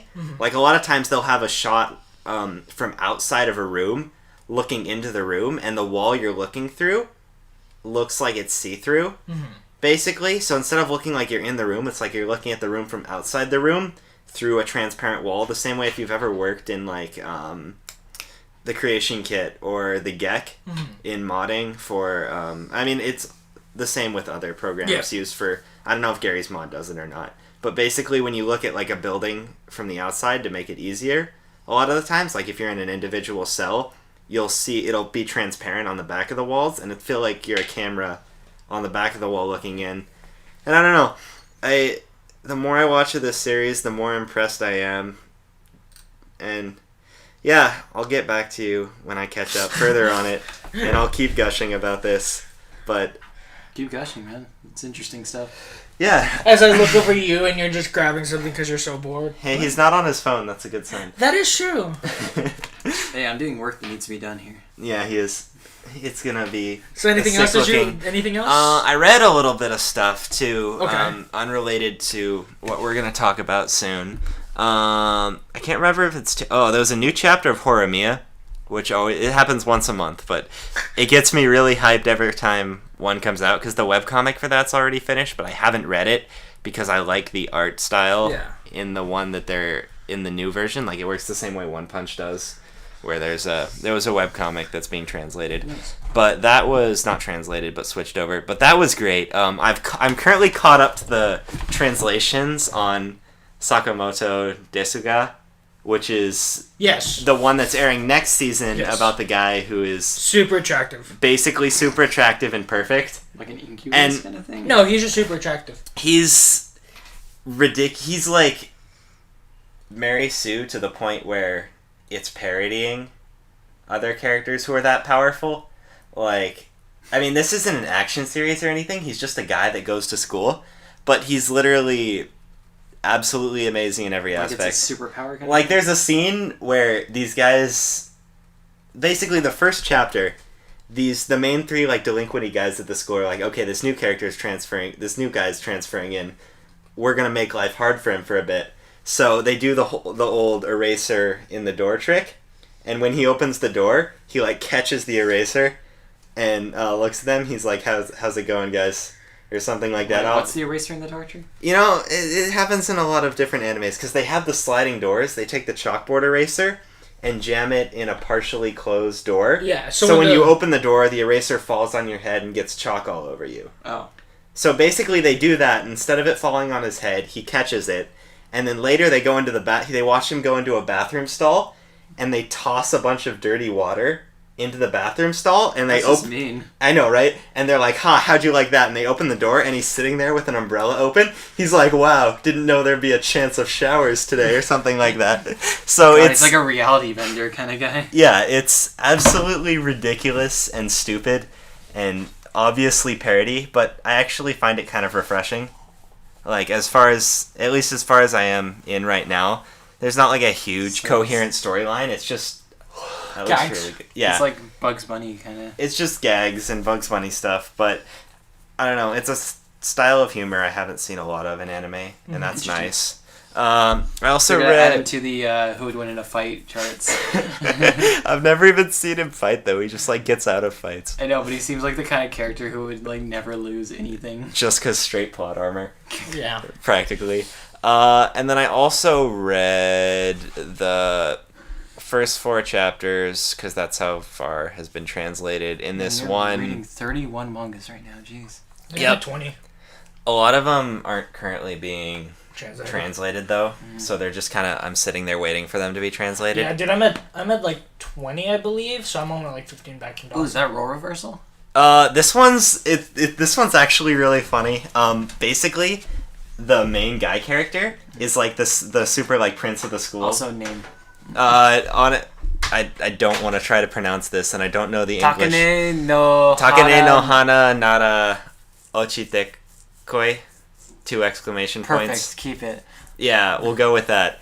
Basically, the guy who's like super handsome prince of the school that all the girls fall for and everything like that, he knows it, and he's like, yeah, I'm amazing, and I'm super hot, and all the girls fall for me. And then he looks, and he sees the, he's not like super conceited about it though, like he knows it, but he's not over the top about it, like he's, I don't know quite how to describe it. Mm-hmm. He's like actually a likable character despite the fact that he is so popular, and he kind of knows it. Not handsome mask. Like he's at the point where he finds it like troublesome how popular he is sometimes. Oh, poor me. I know. Poor me, I'm the most popular person in the school. So sort of like the red-haired guy from... a lot like that, except instead of getting embarrassed, he's just like slightly troubled by the fact. He's like, oh wait, I'm gonna have to deal with this soon. Speaking of Gekon Shoujo, how's that dub? Please, can we not talk about that? Andrew just wants to torture Dawson. I don't think Gekon's gonna translate well into English voice acting. Dude, they're doing all these videos where they're showing off the voice actors and stuff like that. I'm like, why? Like, no other dub has gotten this treatment. Like, that's weird. I don't know why. I'm not okay with that. But we'll see. I don't like dubs that much to begin with. But basically, your super cool prince guy, he sees the most popular girl in the school, and he's like, hey, I'm gonna go talk to her. And he figures out that she basically has is even more of like a smooth talking lady killer than he is, except instead of doing it in a way that's like directed towards guys, she does it in the way that would be directed towards women if she was a guy. So it's really like Gekon Shoujo. So it's a lot like Gekon Shoujo in that way. The jokes are somewhat similar, but it's pretty funny because it's this girl like throwing lady killer jokes at this guy and him getting like flustered by it. He's like, no, I can't be flustered by it. My goal is to make her fall for me because she's like the one girl in the school who hasn't fallen for me, or something like that. Okay. It's interesting. I'll take it. I actually enjoyed it. There's only 4 chapters translated right now, but hopefully more to come soon. Also, I haven't talked about this yet. I read this a while back, but the guy who wrote the Monogatari series wrote a secondary... he wrote another series, a light novel series, that's currently being being adapted into a manga and drawn by the guy who drew the zombie manga I was rather fond of. The one where he's in love with a zombie? Yeah. Okay, yeah. Which actually has a decently nice art style. And I read the first chapter of that, and I'm actually really excited for it. Like, the premise is this guy's walking home from school, and he's following this girl and her friend, like, not following them, but they're in front of him. And one girl's, like, playing a video game, and they're talking and walking together, and as they're crossing the street, the girl who isn't playing the video game gets hit by a truck and dies. And the guy watches as this girl whose friend just gets hit by a truck, like, sits there, saves her game, takes a second to save her game, put her console away, and then she starts, like, cradling the severed head of her, like, fallen friend. But he's just, like, weirded out by the fact that he's watching this girl, like, take the time to save her game and put her, like, DS Despite carefully the away. fact that he's just watching. Yeah, despite the fact that he's just watching, obviously. But, yeah, that's the basic premise of it. It actually looks pretty interesting. I like the art style that's going on. So does he try to get her to not be so into games, or what? There's a single chapter that's been translated at this point. Well then. So, this is something I'm excited for, and I want to know where it goes, because I think it could be interesting, especially since I'm rather fond of whatever this guy, I can't remember his name right now, but his writing style. Yo, speaking of shit that's being translated, I'm reading, like, they released another chapter of Okusama. I have no idea who's translating that. Somebody's translating Okusama. That. And the thing is, it's on a monthly basis. Despite the Raws being, like, 10 chapters ahead, it's still being released on a monthly basis. So who's ever translating that is doing the equivalence of Jitsubao, where, like, they translate basically on the same speed as it's being released. Mm-hmm. And just reading that newest chapter, I'm like, wait, did they just, like, reference that they're about to have, like, a threesome going on in here? I'm like, what did... I'm gonna just close and wait till next week. Has there been an anime where they legit have a threesome? It's not a hentai. Shit. Can I include mangas in this? Actually, I've seen one. Or it was an Nozaki on that list or something? There's an implied rape lesbian threesome in Dot Hack Legends. I'm not joking. What else have you read, Dawson? I think that's up to date on everything I've read at this point. Okay, that's pretty cool. Yeah. There's not as... I didn't read as much as... Oh! I currently started reading Homunculus. Oh yeah, you were talking about that. Yeah. I think Connor might actually like it. I'm not entirely sure if he would. It might be a little slow. But it's very... Well, he has his list it's going, very so he'll put it in that and list. mature. It's My not like... list of 3 anime or mangas. Yeah, Connor's current 3 mangas. But, yeah, you should try it out. It's interesting. I'm only, like, 10 chapters in, so I don't have a lot to say about it yet. I'll talk about it more when I actually finish. Have you read a chapter of Eureka yet? Or... No, not yet. Okay. That's also on my plan to read list. What's Eureka? I added it. It's an MMO anime. It's actually a lot about the MMO. Manga. Or manga, yeah. Because I not an anime. So I like MMO-centric stuff. As much as I probably shouldn't. I really like Eureka. But, I stopped following it when I turned update. Yeah. I don't know why. Let me look at my list, too. Yeah. Do you guys... Let's see. I'm just looking at my list. I'm seeing if anything updated. Arslan Seki is the weirdest fucking manga that I could probably, like, think about right now. Because I've watched the anime for it, and the anime is, like, you know, way ahead than the manga right now. Yeah. Because it was originally a novel that they animated and then was put into a manga. Mm-hmm. But the thing about the manga is that, like, they're not, like, there's plot points that they're just doing in the manga that wasn't animated.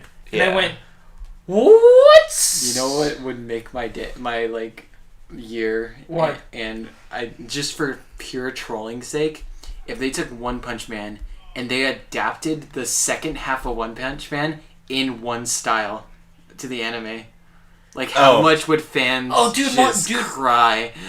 Dude, they're doing that with Mob Psycho right now, and I'm loving every bit of it. No, Mob Psycho's fine because it's its own thing. It's starting with that, but if you took One Punch, everybody having these expectations for it, as it currently is, and then they just go, like, one style, and the...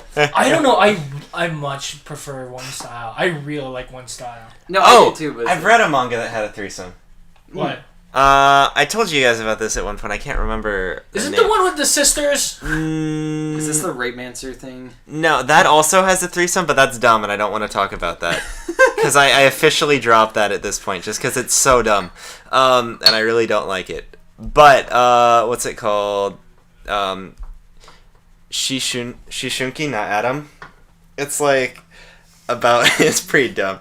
It's about this guy who has this weird power called Snake Eyes. Okay, we're done. Yeah, and basically, girls get really horny around him, and that's kind of what happens. I I've read some really dumb stuff. Are you sure this isn't a hentai? It's not a hentai. It's an officially publishing manga. But yeah, there's quite a bit of... It's pretty hardcore ecchi. For some reason, I feel I'm like super behind on Railgun because the website that I have Railgun like on my phone. Oh wait, with Berserk is like super backed. Like they haven't what chapter did you most recently read of Railgun? Because it's not that far in. I feel like I haven't read Railgun in like months. Dude, there's only been like... I know it's a monthly. I'm like No, it's not a monthly anymore. Oh, it's not? There haven't been... Dude. New thing. People... Occasionally, somebody on 4chan decides to translate Railgun. Oh, That's really? pretty much what happens. Okay. As far as I can tell. Can I move the goalpost here a little bit? Consensual and non like hypnotized or influenced in any way threesome. I'm surprised Code Geass never got to that. Consensual takes off like every sex from Berserk that isn't literally just Guts and Casca. I don't know. That would be a good one to think of. It's probably something. Comment below. Moving beyond. There's definitely something out there. Yeah. But moving on, let's also move on. not a hentai. What do we even have? The weeklies? Yeah, weeklies. Alright, cool. We didn't watch that many. No, we're not there yet. We're talking about weekly manga. Oh, yeah, speaking of which more you actually get to participate in this time, Connor. At the very end. At the very end. And one of them was 3 pages long. I know. 6 pages, actually. A full 6 pages of one. Connor's like, wait, there's 3 more pages? I'm like, yeah, there was. I have to count this. Yeah, because you know why? He spent so much time on Mob Psycho, because, like, every time I look at them, like, Mob Psycho chapters come out a lot more frequently than... One Punch Man. One Punch, yeah. And I mean, rightly so, because that one's an actual manga that he has to write. Yeah. Oh man, the new villain! I'm so excited for the new villain. In the newest chapter of Mob Psycho, they introduced the new villain, and I'm like, that's awesome. To be as very vague, the new villain is great. It's not alive, in a sense. There's a tree, and they're like, we need, like, the tree is the villain. Oh, I thought you were gonna say it was Zombie Man, and I was like, what? No, it's a tree. Okay, anyway, weekly manga. What are we gonna start with? We have an order, Dawson. I always forget the order. Yukio Hoder, Jitsu wa Shokugeki My Hero Academia. Okay. With One Punch Man somewhere in there. Shit's happening in Yukio Holder. Yeah, shit's happening in all 4 things. Everything we're reading right now. This is a really good week. Packed manga week. You know what's not happening right now? In Yamada, there's nothing going on. I really need to catch up. Honestly, to Yamada. Give me like 30 seconds real quick. To do a quick skim, because I feel like I did read the last Yamada, but you forget the fact that... Okay, yeah, that's happening. Okay, foreign student, got it. Foreign student? Yeah, that sounds interesting. No, it's not. No? Okay. And I think the biggest gripe I have with Yamada is that there's interesting plot lines... that are being ignored. That they're being ignored. And I'm just like, to introduce new characters...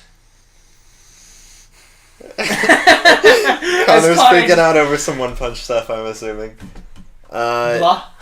So, starting with Yukio Holder, Fate is... I just figured that out. Right now. We will get to that in like a minute, because I just figured out what she was talking about. I know. I was like, "What are they just doing? Blah, like blah blah blah." No. Okay, speaking of Yuki Holder off the hook this week, and we both came to the conclusion: wow, this felt really short, but like it's the same amount of pages. Yeah, I think there was a lot of action. Yeah, and it's basically showing off the powers of Konika and Setsuna's kids. Yeah. Which, supposed kids, maybe clones. Of course they would be fucking powerful as shit. Yeah, like, look at those two. And now they're allied with Fate. Yeah, they're allied with Fate. No, Setsuna calls the Konika, the Setsuna-looking one calls the Konika one Oji-sama, which is a good touch. But they're allied with Fate. Yeah. But no. The biggest revelation is Ava wants to kill Negi. Yeah. And apparently. This is assuming... Fate's assuming she does. Yeah.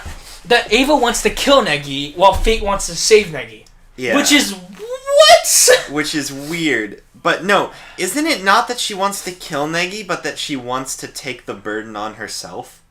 I don't know. Like, instead of destroying I thought it was that instead of destroying the Mage of Beginnings, or trying to find a way to completely get rid of him, her, whatever the Mage of Beginnings is, Ava wants to take the Mage of Beginnings onto herself, especially as she's a immortal. I mean, Negi's an immortal being at this point, too. But Negi is more important to this plot. Yeah. Basically. No, Yukihime wants to kill grandfather. Yeah. It just ends with her saying that Ava wants to kill Negi. Yeah, we still have yet to hear Ava's side of the story. Like, whoa! But that's quite a bit going on. Plus, knowing that Fate is... I mean, obviously we should have known that Fate was, from the beginning, working towards a similar goal as them. No, they've always said that they're working for similar goals. It's just the way that they're going about it. It's quite different. And that's always been about Negima, where everyone's going towards the same goal. They just have different... They all have different ways. Like, there. Remember the Viceroy? He had, like... Yeah. His plan was, like, basically kill everybody. Yeah. Except for the real humans. And, like, Negi's like, nah, man, that's not cool. It's like Code Geass, except... Everyone actually has a point. Okay. I don't know if you saw the screenshot I sent you, but it was a thread of what's the best ending to an anime ever, and so many people said Code Geass. Honestly, I've taken quite a bit of time off from reading threads at this point.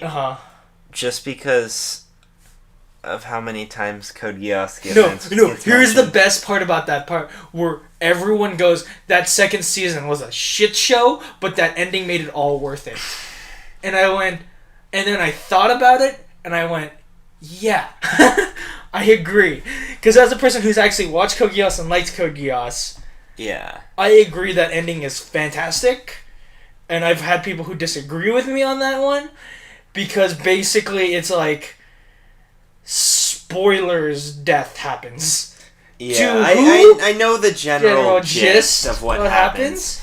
And even if I didn't and I watched it, I feel like the ending couldn't save the show for me. Oh, that ending is fantastic. If I watched it through, as good as the ending may be, I don't think it would ever be enough to save the show. But I'll watch it someday. Back to Yuki Hoarder. Yeah, it's sorry for suddenly bashing on Gears. Oh my god, there's so much cool, like, cliffhanger, and cliffhanger. Yeah, shit's just going. Yeah, all four end off on cliffhangers, which like technically that's how manga should be, all ending on cliffhangers. But like this time around, it was like exciting cliffhangers all the way around. Yeah, all the way around, because it's like you get to see the power of like all three characters now at this level. Yeah, and that fight was pretty good. It really was. Like all the flying that was going around. Toda like, pulled out his hula hoop at the end there. Oh my god, I love the fact that Toda's weapon is now a hula hoop. It's pretty great. Like, he's like, hey, you know how I balance the energy inside me? I do hula hoop. He fights with using a hula hoop. Who does that? Only But Toda. So I'm excited to see where, like, I feel like now the plot is really, like, kicking into gear. Yeah. Now that they've set up all the characters and, like, showed where they are at this point. So I'm excited to see where we go from here. Yeah, I feel like things are going to start picking up really fast. Well, that's how it's always been in Negima. It's always been, like, Negima and Yuki Hoarder. The fun, relaxed sections, and then jump into action-packed sections. Quick, wow, that went really short chapters. Yeah. Like, if I thought about it, like, when I read it weekly, that Jacker Khan fight, like, that was, like, several weeks of my life taken up by waiting for that Jacker Khan fight. And, that's a whole volume. Yeah. I own that volume of the Jacker Khan fight, and reading that from week to week, where everyone ends with him revealing his next trump card, going like, wow, that felt short. Yeah, it's like... and that's the one thing about reading Ken Akamatsu stuff weekly. It's like, it's really enjoyable and it's really good, and it feels short despite it being like always because it's always packed. It's always packed with a lot of stuff that, like, you blink and it's done. Yeah. Moving on to, for the first time, we actually have something to talk about with Jitsuwa? Yeah. It's like, hey, you had 30 chapters of just pure vanilla romance. Yeah, let's not put a cog in that works. Yep. and it's Box Girl. Box Girl's finally here. Box Girl show. Finally here. Box Girl's finally here. I've been waiting for Box Girl. My first introduction to Box Girl. Dude, reading the Raws, I've been waiting for Box Girl, and now actually thinking about it right now, the chapter that we were spoiled on because of 4chan makes a whole lot of sense now. Yeah. Oh, the chapter I accidentally read, you accidentally read. Yeah, we both accidentally read makes a lot of sense now. Yeah. Oh, because that, just the bomb of like, whoa, they're not married in the future. Who does he marry? Yeah. Wait. Confirmed as them not marrying in the future, plus they're currently set up in a situation where they might get some physical romantic development. Yeah, well, yeah. Not that they're going to show physical romantic, obviously. Yeah, but just the fact where it's like the two other main romantic leads in this series, both in the same vicinity of like, hey, they're not married in the future. Box Girl being a third descendant? Like, who knows who Box Girl is at this point? Like, is there 3 time travelers now? Like, who knows? Like, time travelers just coming from everywhere. And I like the time travelers. Like, they're the best aspect because they're a snapshot of the future. And so what I'm wondering is like, because Rin is coming back in time to change the future. So does that mean that the future can be changed? Yeah. Or one of the time traveling girls from a different future that's been changed. No. Oh, that'd be cool. But like 2 of the time traveling honestly, we don't know. Box Girl, we haven't figured. Yeah, Box Girl, we don't know. I know for Ninja the fact that Ninja Girl is in the same timeline as Rin, because they're friends and they know each other. So yeah, I don't like. What is like bombshell? Like again, reading the Raws, I didn't know what that revelation was. You're like, oh, Box Girl comes up and shows a revelation. It's a Box Girl. That's awesome. But whoa, what she actually says. Yeah. Like, and not only that, but like, there's just what is gonna happen? The implications are strong. Like, people are all generally in the same place, right? I feel like shit's going down in Jitsuwa soon. Yeah. Shitsuwa's going down. I'm trying to think, who that, like, is Joe Schmo random person? Like, who Kuromine gets with? Like, hey, whoa, what's going on there, Connor? My mom. Sorry. Connor's. I accidentally opened a notification on my phone. Oh, man, but yeah. That's cool. We don't, like, again, the chapter was, like... it's weird. As much as there should be a lot to talk about in Jitsuwa, I feel like I have to wait for one more chapter to actually have something to talk about. Because we don't know where that... Because it was just cliffhanger drop. Yeah, because it was a cute vanilla chapter that on a normal daily basis, we're like, that was a good chapter, vanilla, romance, yay, ha ha ha ha ha. And then drop... What is going on? As Andrew legitimately drops his phone. Anyway... Also, getting Google Cardboard soon. We'll send reviews. Oh yeah, get ready for that. We'll just stick this in here. So, One Punch Man. There's 2 chapters. One by Murata and one by One. I've only read the one. Okay, the Murata one was just it's just like a kind of succubus character. Yeah, kind of taking over people, like taking over heroes. And then it just ends with Blizzard's group just coming in and being like, Let's do this. Save the day. We're gonna do this. Let's save the day. Which makes me sad because I don't think Monster Association's coming anytime soon now. No, they're all setting up for Monster Association because like the fact that there's so many monsters out in the city right now. Do you think they'll throw another hero into the mix? Is the real question. Into Monster Association? Yeah. I don't know, man. Because I want I don't know how crazy would that be? Just Monster Association Redux, different heroes or more heroes. Damn. But just for Dawson's context, I don't know if you like in the recent Murata one. I'm pretty far back. Basically, there's a tournament going on one part. Yeah. Guro's going to go fight one Watchdog Man in another part. Yeah. And then the third part is like a bunch of the monster. If you remember in the Monster Association arc, a lot of those monsters just get taken out early on. Yeah. So a lot of demon level monsters are attacking the city. Yeah, a lot of the demon level monsters are just all simultaneously attacking the city at once. Which makes sense in the storyline because for Monster Association arc, they just go, there's like, we're looking for Guro. Hey, there's a huge concentration of monsters down here. Let's go down there. Just want Bang and Bam to find Guro already. Yeah. Because when that happens, he can get kidnapped No, because that's the domino effect. That's Yeah. why. And the thing is, like, so it makes sense now why the Hero Association would send the heroes to the Monster Association, because the Monster Association is the attacking. They're like, we need to counterattack and fight back against them. I love Zombie Man's reasoning in one though. It's like, oh cool, I've been meaning to destroy an organization today anyways. Might as well. Yeah, moving on to the one. Dude, okay, so the reason I didn't know all this before is because only 3 pages were posted before. Yeah. So when I came back and I read it, and he goes, okay, so why were you Hero? And then, the whole insult, and then she actually says it. She goes, it's because blah. And we're like, what the fuck does blah mean? And then, like, you saw my reaction to figuring it out. Yeah. I was like... Because there's bang, boom, and blast. And blast being number one hero. Yeah. That's never been seen. Drop the mic.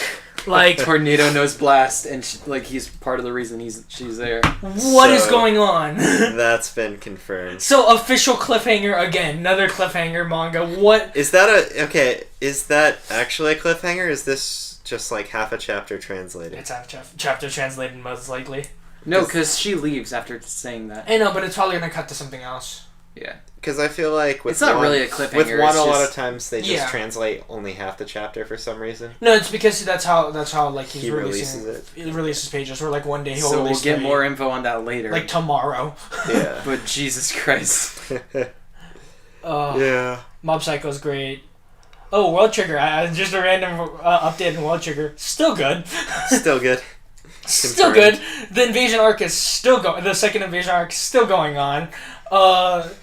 I feel that like they're starting to figure out why so basically it's the whole plot revolves around the Earth being constantly being like invaded by like parallel universe other universes coming in. World Trigger. Oh. Basically a portal opens up on Earth in Japan, and then like parallel the other universes come in and like start killing people. Mm-hmm. And so basically like the people who keep coming in, they go, why the hell do we keep losing? I don't understand why we keep losing. This makes no sense. And then it's because one of the main characters has the ability to see in the future. So basically everything that goes down, like every time they lose, is because he can see into the future, and he just goes, "Oh, it's fine, guys. We're good." So for example, in the previous chapter, there's a part where one of the villains, he goes, "Here, I'll take this small unit and I'll start running towards the city. So then when I start running towards the city, it'll look like I'm gonna go attack civilians, and then they'll like take off some of their force to fight me, making their main force that is defending the base less, so we could just break through." And then all the people are just sitting on top of the rafters shooting down and just going, "Hey, should we follow him?" And they go, "Well, in his future vision, the town was never attacked, so I think it's fine." Okay, and they just keep fighting. Wait, why wouldn't the forces still attack the town? Because in the guy's future vision, he never. No. I'm saying strategically. Why would you send guys in to like pull away troops? But then once you get there in town, are they just going to sit there with their fingers up their asses? Their orders were not to go. Like their orders was not to go attack the town. Their orders were just to. Is it like a moral thing? No, it's because it was supposed to be a secret mission of just get in, destroy the thing, and get out. Don't attack any other civilians. And like, because basically they're just like, it's kind of a moral thing where they're like, no, we're not going to attack the town. But also a thing is, he doesn't want to go attack the town because he's pulling away troops from the actual offensive. So he basically... But if you have your troops there anyways, might as well cause chaos. But it's too far away. Like, the town's too far away for him to go attack and like still support his troops. So they were going to like loop back around or something? He was going to loop back around and then attack and separate and attack. Yeah. But just the fact that one of the main characters has future vision makes like a lot of this stuff like really funny. Where like they're fighting against this one guy, and the future vision guy goes up to like one of the like best soldiers, and he just goes, "Hey, you're gonna get cut down on this battle." And he's just like, "What? I'm gonna get defeated in this battle?" He's like, "Yeah, pretty much." And so during their fight, he just goes, "Hey, I'm supposed to get defeated in this battle. Okay, what I'm gonna do is I'm gonna go in, hold this guy down, and then I'm going to have my teammate just cut us both up. There you go, that'll work." Well, the thing about this is that they have two bodies, their physical form and their battle form. And so basically his battle form just gets disintegrated, so his physical form is fine. Interesting. Well, because what happens is that they create like a secondary... Do you lose your battle form if No, dies? you just lose all energy, so you can't recreate your battle form, and then you could, after like, rest in some time, you could recreate it. Okay, so it's not like... Okay. So basically what it means is that characters can get brutally killed, quote unquote killed, but not killed. So like there's moments where like characters are just getting cut up, but it's okay because they're fine. Okay.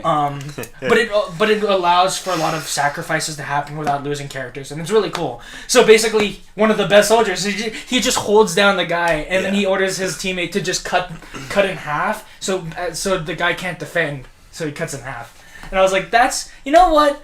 Use of future vision to basically make everything trivial. I didn't know that was really that strategic of a plan. Couldn't he have just killed the guy himself? Or? No, because the issue is that that specific fight he would lose? Yeah, he said when you're going to be guarding the ship, you're going to fall to one of the neighbors there. And the neighbor that he was fighting, he went, okay, I'm going to fall. Okay. Well, in contrast to another big arc that happened in another arc, he told one of his teammates, he goes, hey, you're going to fall in the fight.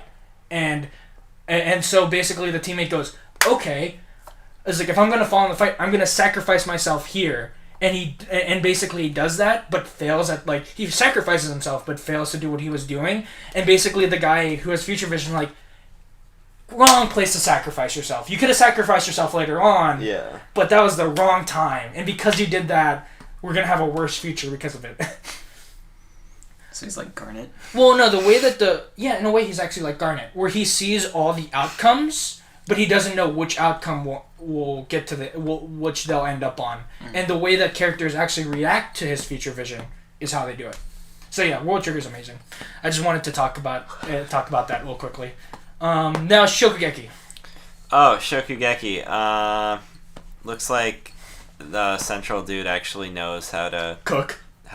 He knows how to use gastronomy. Gastronomy. Yeah. Well, no, his whole thing is that he heats at low temperatures. Yeah. He basically, if like the other guy's like this fiery personality that burns everything. He's like calculatingly. He basically calculates how much perfect temperature that needs to go down, like using steam, using ovens, stuff like that. Where he doesn't cook at a high temperature, he cooks at very low temperatures, so that everything will be cooked but still be tender. Yeah, which is actually a really cool thing. And also actually realistic to some extent too. Like, a lot of people, if you have high enough ingredients or high enough quality ingredients, you can do it. Yeah, low quality, you could get diseases. Yeah, exactly. The main problem with his method of cooking is if you actually did that with low quality ingredients, you could get really sick. Mm-hmm. But I'm assuming because he's with Central, he's using really high quality ingredients, so he can do that, and it's just going to be absolutely delicious.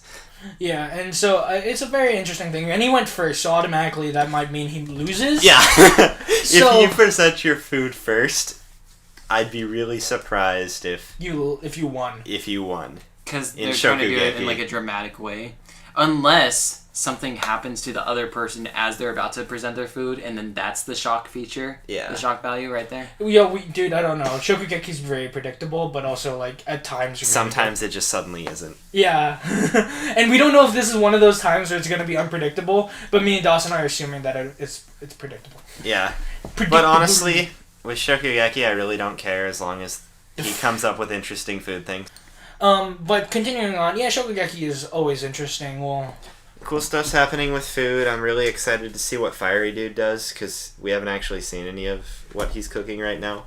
Yeah. At this point in time. He's just in the background, just, like, totally ignoring this showboater, like, over here. Yeah, he's like, I got my special ovens, I got my salamander over here. I got this whole, like, I got the boiled water so I could pour over and just, this is so awesome. Special machine and just for charring. You just see the guy in the background just walking around, just calmly doing things. He's got got like his high heat cooking. He's pouring from fry pans. Yeah. So you have the low heat temperature versus the high heat. Yeah. So that's gonna be interesting to see where the dime goes. So next chapter is going to be the whole chapter is just going to be reacting to his cooking. Yeah. And then him explaining what he did, and then the other guy's like, and here's my dish. And then chapter cut right there. There you go, chapter ends. We've predicted it. We've done it. Yep. Done.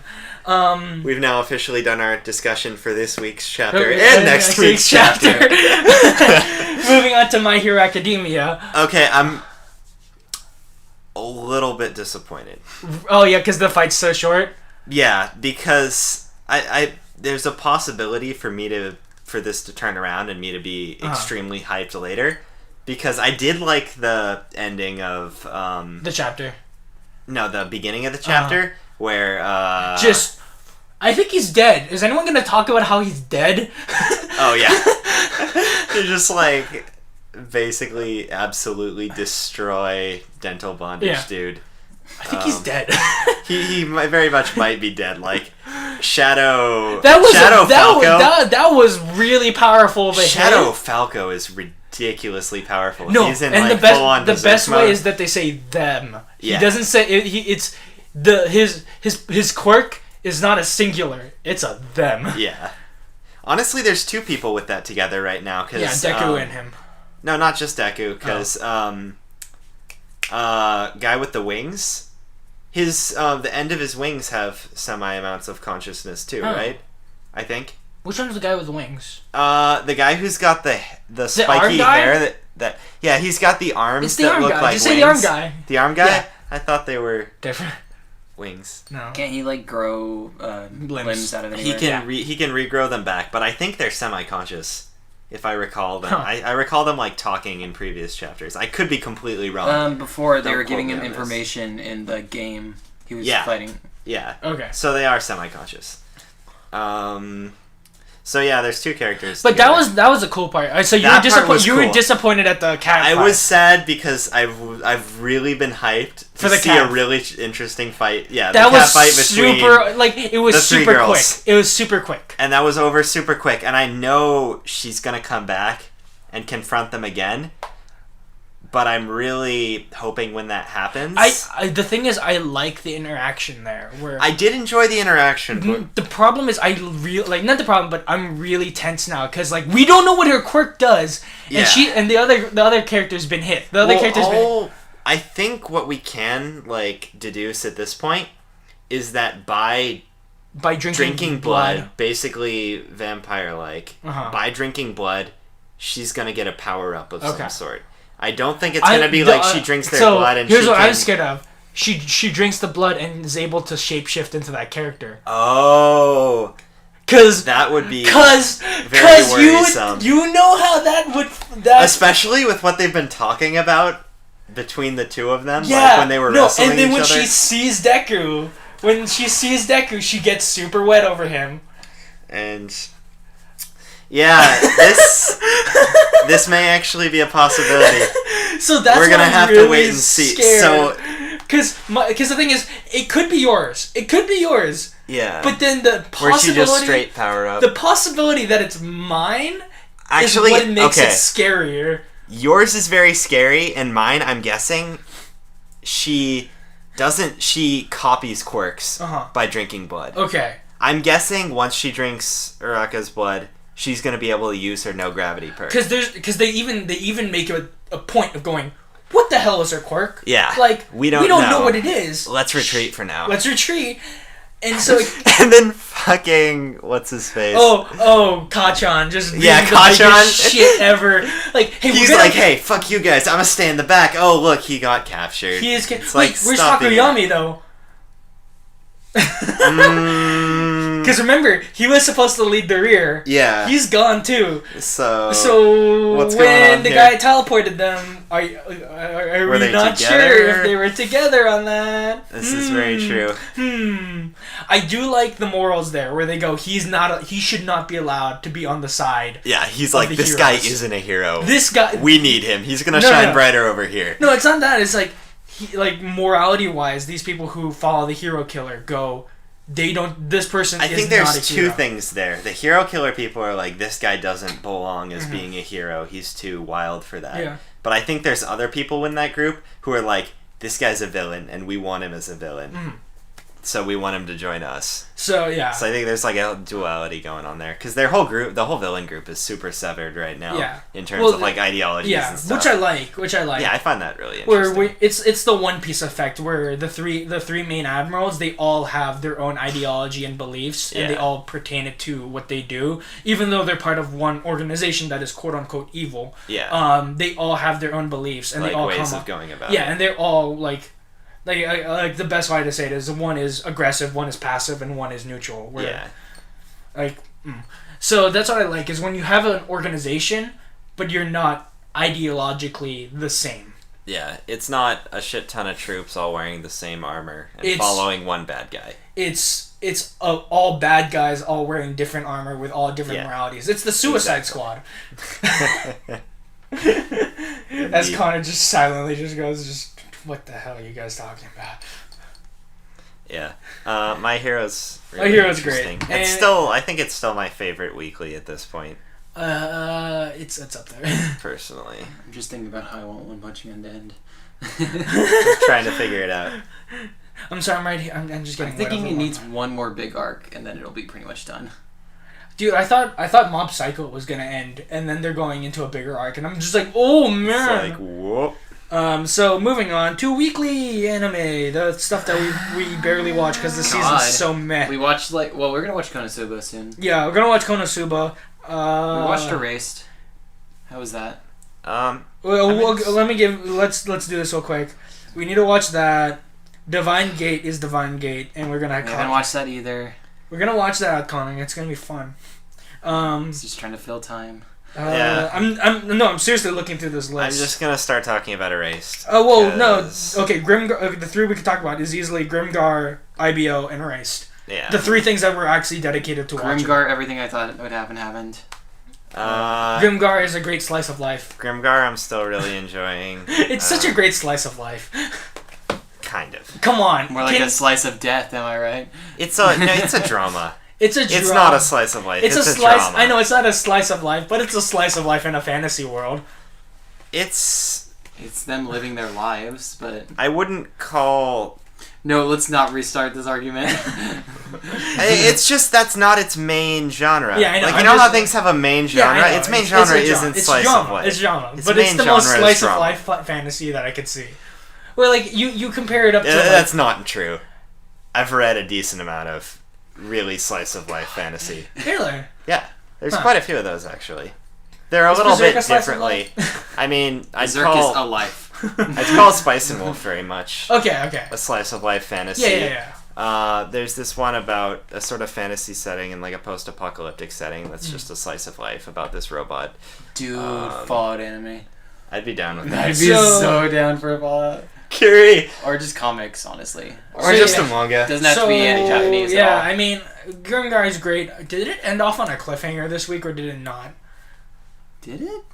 I just remember them all going, "Oh, we're getting along with her now." Did it end with Marie walking away? Maria, whatever her name is. She said, "See you guys tomorrow." Yeah. Okay. I think it just ended with her actually saying something kind of nice. They're building up for like next week where they try to get the. By the way, this is why you always bring mana potions, kids. Always bring mana potions.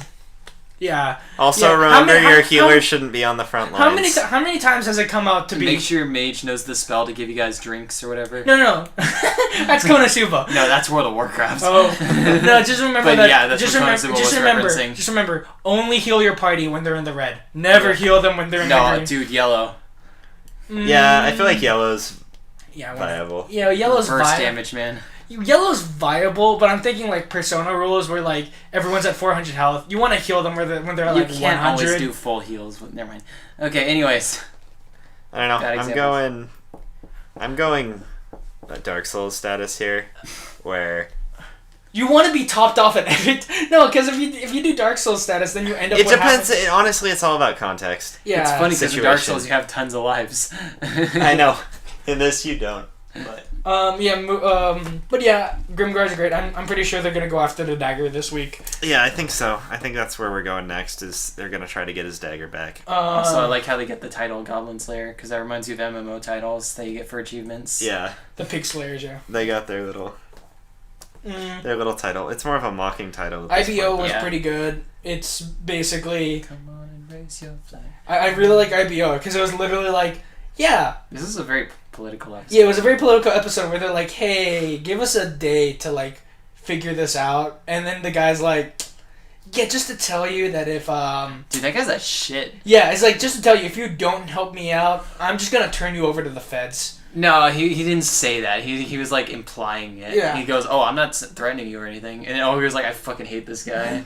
And then Olga and Biscuit get in a fight over, which like... never happens. Because Olga's like, yeah, let's do this job. And Biscuit's like, let's not do this job. Let's just go home and be safe, guys. Yeah, let's Olga's just like, be no, safe. we have to gamble. And it's like, why are you so sad? Oh, because your brother just committed suicide. Oh. Yeah, my brother's friends all died, like, trying to go too far, so he just killed himself after sending me a message. And we're like, oh damn. Whoops. Whoops. Whoops, all dead. Also, Biscuit respect episode on this one. It's like, Olga, you really need Biscuit. Yeah, dude, you kind of really need that dude. You kind of need him. He's the voice of reason in here. But you know they're going to do the job anyway. Yeah. They're going to do the job. Because if they don't do the job, Olga doesn't back down. No, it's not that they don't, like, they're about to be all arrested if, like, they all, like... Well, and they don't really have a choice now. They're being attacked. Yeah. What? Why are they being attacked? Oh, that's... Oh, we don't have things over this person in a figurehead position. Next one's going to be really good with the siege. The siege. Yes, the on-land tank battle. Yeah. So, moving on to Erased. Wow, that's a good anime. Dude, that part... I don't know. The way they ended that episode on such a cliffhanger before this one... And then it totally just sizzled out on this one. I think there's a point behind it. They totally called child services. Like, there's a reason. Like, because remember how they called the teacher? Yeah. She called the teacher. Like, okay, tomorrow at 7. Got it. No. The cliffhanger from the last episode. Oh, how they just abandoned that cliffhanger? Yeah, they're like, oh shit, he's totally breaking in. Oh, he's just gonna take the box and leave. This is where his base of operations is. Yeah, I know. Yeah, it turns out she's been staying in, like, the van. killer's... Yeah, the rape bus, pretty much. Whoops! At least they know where to check for, like, evidence and stuff. Oh, wait, they scattered his shit all over the place, so now he knows to move. Yeah. They probably cleaned it up. Why didn't they call the police to that place? Because they don't know exactly. Dude, he knows. Dude, they're not gonna believe. Is there enough evidence in there to? Oh, dude, you saw the evidence. But the thing is, like, I mean, as sketchy as a rope and a mask is, and duct tape, and the spray, and I'm pretty sure he could argue and get off with saying, "Hey, I'm packing for a camping trip." Yeah. Yeah, but then they would be suspicious of him, and he wouldn't try to kill anyone. That's true. No, but the problem is they don't know who it is. Then set up a camera. It's like 90s, dude. This is taking place like 1990 something. They don't have that. Hey, keep in mind he's going back in time. Yeah. Keep in mind they're going back in time. Keep in mind... He's going back like 20 years. Yeah. Not quite. Yeah, about 20. A little under 20. Yeah. But, like, keep in mind that, A, they don't know who it is. B, they're kids, so cops could just wave this as, like, oh, dude, kids. MC should fill the car with gas, and then when the guy gets back, just... Damn. Just be straight brutal. No, you were so pissed. You're like, wait, he planned that from the beginning. No, he didn't. He just has the things if he needs to do it. Yeah, I get the implication, but it was like, oh my god, this is the grill that blew up her house. I'm like, no. It was weird. Oh no, it could have been. No. Yeah, but man, is that a good anime? It's always tense, always building, always like the characters are watching Toradora. No, the characters are interesting. They're likable. What else do we have here? I love how the MC has the worst quirk of all of being not like of accidentally. Occasionally just saying things out loud he doesn't mean to. The occasion, I love the food that just got worse and worse for the girl in her flashback. Yeah. And finally, it's like, no, we're not even making. It starts with cup ramen. It then goes to a piece of bread, and then it goes to $2. Here's $2. Good luck. Go gain experience outside. Yep. It's like, damn, that's. Don't you remember when you were a kid and your parents are like, go gain experience by going outside? Here's your breakfast money. Go figure it out. But yeah, I'm very, like, it's one of those shows where we can't really come up with theories because there's, like, red herrings up the wazoo. There is so many red herrings. Where it's like, it's that person. No, it's not that person. That's pretty... I'm currently going with the fact...